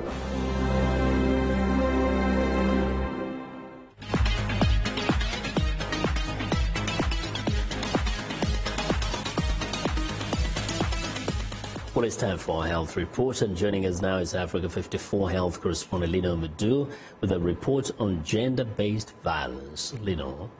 The annual 16-day campaign of activism against gender-based violence was launched Sunday in the Somali capital, Mogadishu. Global in scope, the campaign seeks to raise awareness on the need to end violence against women and girls and is led by the United Nations Entity for Gender Equality and the Empowerment of Women, with participation from the entire UN family, national governments, civil society, and the private sector. Observers say persisting conflict and humanitarian disaster are worsening already these small indicators for women's empowerment and gender equality. Out of the 4.2 million people needing humanitarian assistance in Somalia, about 50% are women and girls. Humanitarian actors estimate that 2.6 million are internally displaced in Somalia, and women and girls living in displaced communities are more vulnerable to gender-based violence than those living in stable communities. The launch of the campaign coincided with the observance of the International Day for the Elimination of Violence Against Women. When we consider the fact that we have high maternal mortality rates, could that be linked to child marriage? Could that be linked to issues of complications of FGM? It is time to critically look at some of those things that put women and girls at a disadvantage. As UN Women, we want to say we stand with Somali, we stand with the women of Somalia, we stand with the women of Africa, and we stand with women globally to end violence against women. It's a scourge that cuts across culture, it cuts across economic status, social status is a global phenomenon. And unless there's a global coalition to end violence against women and girls, it will never end. And the annual 16-day campaign of activism against gender-based violence ends on December 10th, when International Human Rights Day is commemorated. Now, after years of decline, annual rates of malaria, the mosquito-borne disease, have leveled off, according to the World Health Organization's 2018 report. The report says the only solution is to focus on the countries hit hardest by the disease, most of which are in Africa. Although scientists are working on vaccines and ways to control mosquito numbers, preventative measures aren't working fast enough. The estimated number of malaria cases worldwide fell from nearly 240 million in 2010 to just over 214 million in 2015, but then rose by 5 million to 219 million in 2017. There is some good news, however. Countries with fewer than 10,000 cases of malaria are now within reach of eliminating the disease completely. India recorded a 24% reduction in malaria cases in 2017, and Rwanda saw a 436,000 case drop. The WHO's malaria chief, Pedro Alonso, says methods of combating malaria need fine-tuning. The question to us is, how do we get back on track to meet those targets? And this is what WHO, in collaboration with partners across the world, is launching a response that we have called From High Burden to High Impact, putting the focus on the highest burden countries, helping them get back on track by the 4 key elements: political leadership, the use of all information to better target the response, improving our normative work, and most importantly, coordinating all partners around a national plan, a nationally owned and developed plan. Experts say the World Health Organization needs to get back on track quickly if it is to meet its target of reducing malaria disease and mortality rates by 40% by 2020. A newly released report on diabetes is warning of a future worldwide shortage of insulin because of the increasing number of people who are developing type 2 diabetes and require the hormone to stay healthy and alive. Here is VOA's Faith Lapidus with the details. Haroon Abdallah is one of the world's more than 400 million adults with type 2 diabetes. When I was diagnosed with diabetes, I started feeling my life is finished. Abdallah lives in Kibera, the biggest slum in Africa. He lost his job when he was diagnosed in 2006 and can barely afford to buy insulin, let alone the diet his doctor has advised him to follow. Nowadays, I don't have value in this world. Almost no one in Kibera can afford drugs. The government has set up a health facility which subsidizes the cost of diabetes medicine. But the patient load here is growing. The biggest factors for developing type 2 diabetes are obesity and lifestyle. We tend to be inactive, lack of exercises, and our diets. I will say the community we serve here at Kibera, most likely it's our diet, which are not good. So which will predispose one to having diabetes. The number of adults with type 2 diabetes worldwide is expected to grow to 511 million by 2030, according to a new study in the Lancet Medical Journal. It's the people here in sub-Saharan Africa who will have the greatest trouble getting access to insulin, says the study's lead author, Dr. Sanjay Basu. Certainly in Asia and sub-Saharan Africa, we're finding the biggest shortages, as you might expect. What's perverse is that even though you would expect less people with type 2 diabetes, because those food environments are changing and the overall lifestyles are changing around the world, we're actually seeing a rapid increase in type 2 diabetes in both Africa and Asia at the same time as we're seeing lower insulin levels, so that can produce a perverse scenario. 3 pharmaceutical companies produce 96% of the world's insulin, and it's not known whether they can increase production to meet additional demand in the future. Basu admits the alarming shortages he's predicting might not materialize. Although the study is based on data from about 60% of everyone with type 2 diabetes worldwide, the researchers haven't factored in demographic changes in African countries. Also, changes in diet and exercise regimens could result in a far smaller need for insulin. Faith Lapidus, VOA News. And that's our health report for today. To stay in touch, find me on Twitter @LenorMoudou. Vincent, back to you. Well, thanks and good to see you back, Lenore. Be sure to watch Lenore Moudou's health reports every Tuesday and Thursday right here on Africa 54.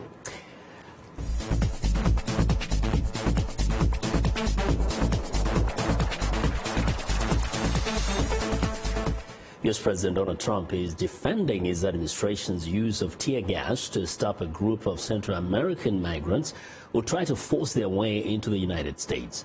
The unrest presented a serious escalation of the crisis, with authorities on both sides of the border arresting migrants and pledging to prosecute those engaging in violence. VOA White House correspondent Patsy Widakuswara has more. Chaos this weekend after U.S. border agents fired tear gas to stop hundreds of migrants, among them children, as they tried to cross the border from Tijuana, Mexico. U.S. officials said members of the migrant caravan threw projectiles at border agents.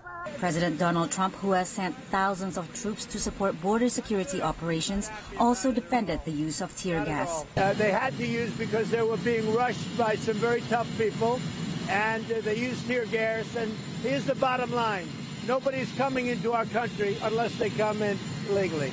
Tijuana police have arrested dozens of migrants attempting to cross the border illegally. The U.S. Customs and Border Protection said they have arrested 69 people. Erlin Juarez is among the thousands of migrants trying to escape poverty in Honduras, now stranded in Tijuana. We have to use force to pressure Trump into letting us in. It's a lie that they will fix the paperwork process because there are too many of us. Human rights groups are accusing Trump of manufacturing the migrant crisis by effectively shutting down the asylum program. Melissa Crow is from the Southern Poverty Law Center. By using tear gas, the Trump administration is preventing people from even approaching the border between ports of entry. And the reason they're doing this, and the reason they've done it for quite a long time now, is, as I said, that they are not being allowed to present and seek asylum at official ports of entry. On Monday, Trump again said he will close the U.S.-Mexico border